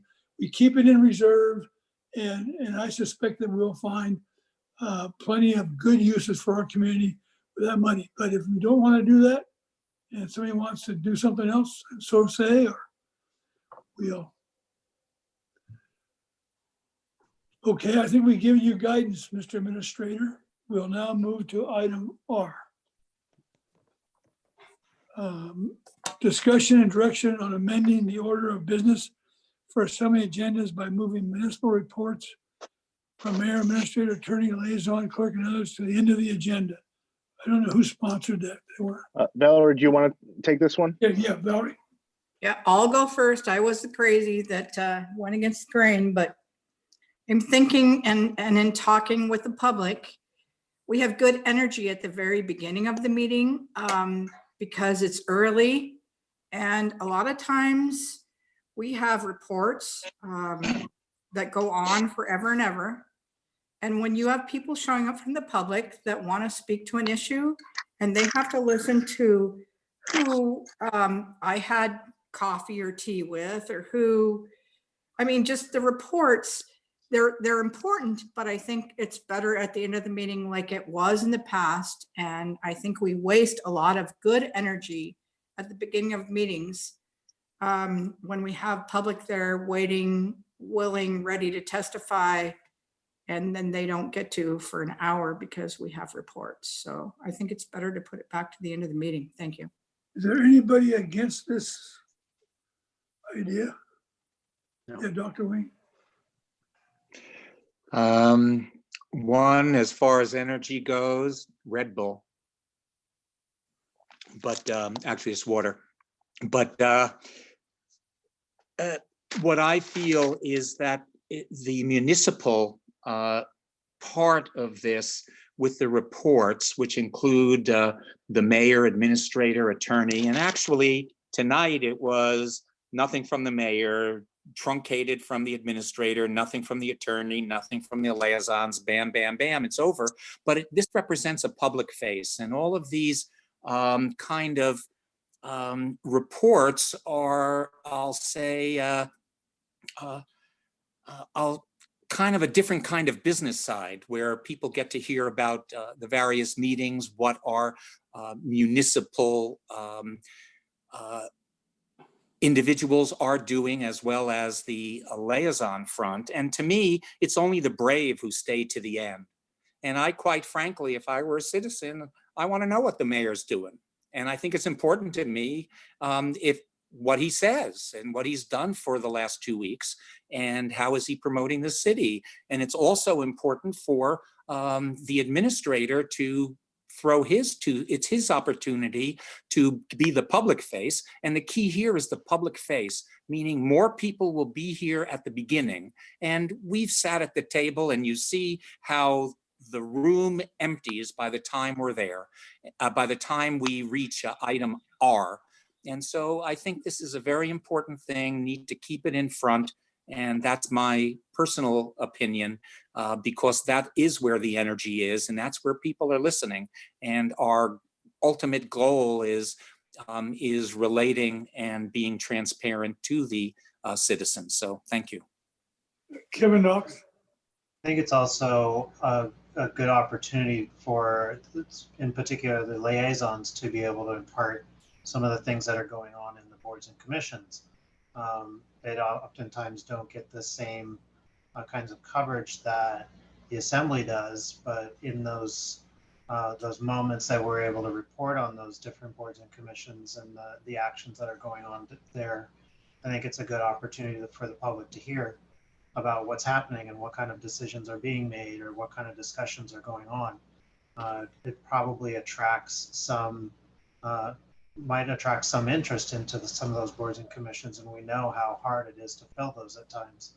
I do see some of the value though in moving this. I am a part of a couple of boards and been a part of seeing how it can operate in a well-oiled machine. It does work well to have reports like this towards the end, but just from the perspective of us being able to report back on what we're seeing in the community as far as dialogue in our various different public entities and other things like that, I think it's helpful to have it in the beginning. unless, somebody else has got other, other info there, I would prefer to see it stay at the beginning. Tor? Yeah, I definitely see both sides of this. And I guess I would ask, I guess right now my druthers is probably to go ahead and have it at the end of the meeting, but I also understand very much why people are saying they get some exposure for the boards and commissions. So I would ask that if we do keep it at the beginning,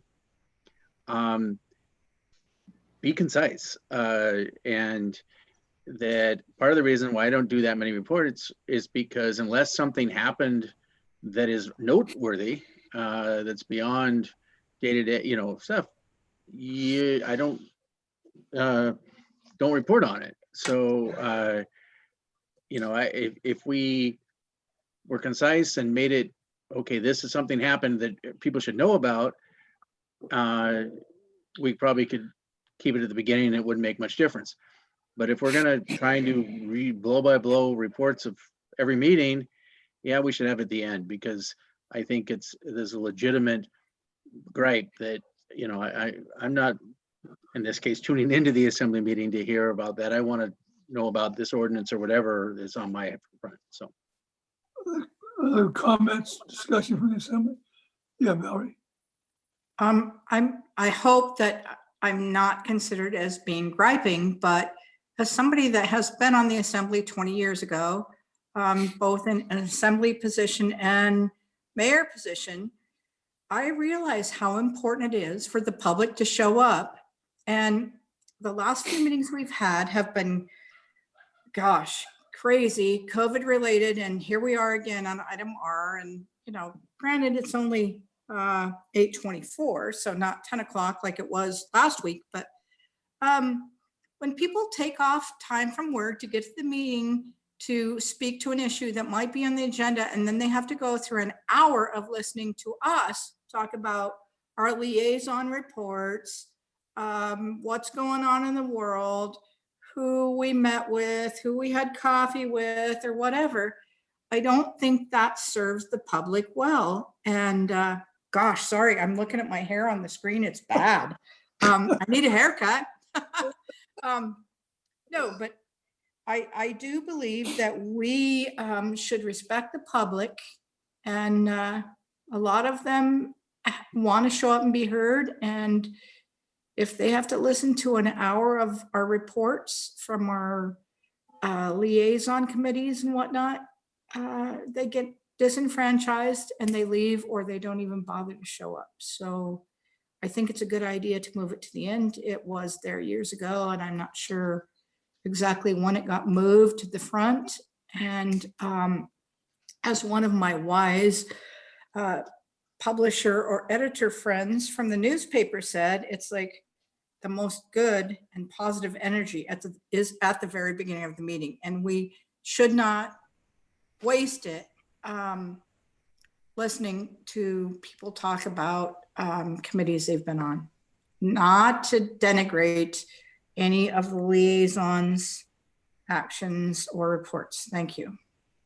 Yeah, Mr. Mayor, I'd like to say something. Please. I'm not in any way meaning this to denigrate anyone in any way. I just, the reason why I agreed to sponsor this with Valerie is because it just feels like a lot of times there's some big things, agenda items right at the beginning, and there is a lot of energy and people, they're getting off work and they're trying to eat, feed their kids, and then come and show up.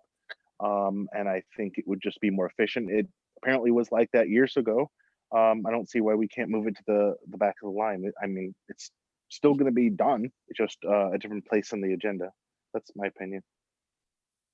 Mayor, if I could just add, and both Valerie and Kevin are aware of this, the co-sponsors, it would require an ordinance to change the structure of the meeting agenda. So that would come back before the body for 2 readings. Valerie, I'll co-sponsor it for you. Perfect. Thank you, Tor. Yeah, we just wanted to kind of get an idea if it was worth the time. So I'm going to bow out and let Valerie and Tor craft that. Thank you. We just want it the way it was when we first were on the assembly. Right. Well, I think that gives us closure to that unless there's some other comments. We ready for persons to be heard on any topic, on or off the object? Do you have something, Valerie? I believe there is someone here from the public who would like to comment. Okay, please.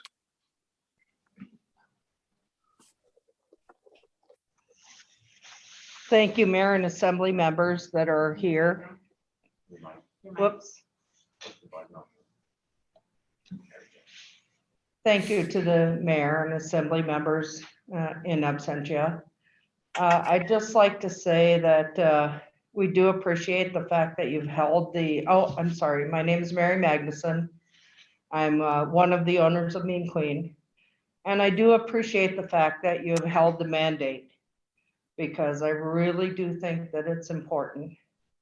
One of the things that we need to address, though, is the 25% rule.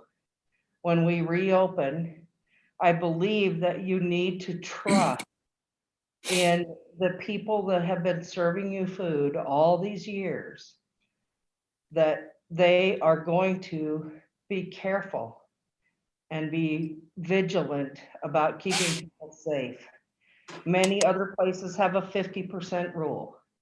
The 25% rule is somewhat untenable in most places. There's a few places in town that can accommodate the 25% rule and still have a viable business, but that's not most of the places in town. So I would like for, now that the governor has given some leeway to the municipalities to set their own rules, I would like to urge you to trust the people that you have always trusted to safely serve you food, and perhaps relax this to a 50% rule and let us get on with our businesses as everyone has been urging. But we have at Mean Queen have urged you to not go crazy and just open things wide open. But 50% would be a reasonable amount. We can safely serve people. And I just appreciate the fact that Sitka has continued with the mandate. And I would like to thank you all for that. But we are ready to go on from here. And I believe that actually at 50%, we could control our clientele and everything else and get on with it. But if we just need to get on. Thank you very much. Anything else, Sarah? I believe the administrator had some comments. I'd like to make a comment before we go to, listen, I want to do what the Assembly wants to do and what's right. But the sooner we get back into Harrigan Centennial Hall as a body where we can really interact with the public, the happier I will be. So that's just my view on that. Yeah, Mr. Leach. Thanks, Mayor. I actually wanted to speak as a person to be heard. I just want to publicly thank Sarah Peterson for all of her assistance with trying to make these meetings run as smoothly as possible, given the current situation. She's done a lot of work to reach out to other municipalities and ask how everybody's doing this remotely. And everybody has different ideas, and she's doing the best that she can. So it's although it's very repetitive tonight with calling out the phone numbers on ways to get comments from the public, she's continually monitoring email addresses and phone calls and even dialing people up on her own to make sure the public is represented as much as they can be. So I just wanted to say thank you to Sarah. I would like to echo that. I mean, I think if anybody working at the city, Sarah has been under more pressure and answered more phone calls that were people being irate and things and handled it with grace. And so I would very much like to echo that. Concur. Other comments? Ditto. Ditto. Can I have a motion for adjournment, please? So moved. Second. All in favor, say aye. Aye. Aye. Aye. Dr. Ween, you didn't say aye. Aye. Uh,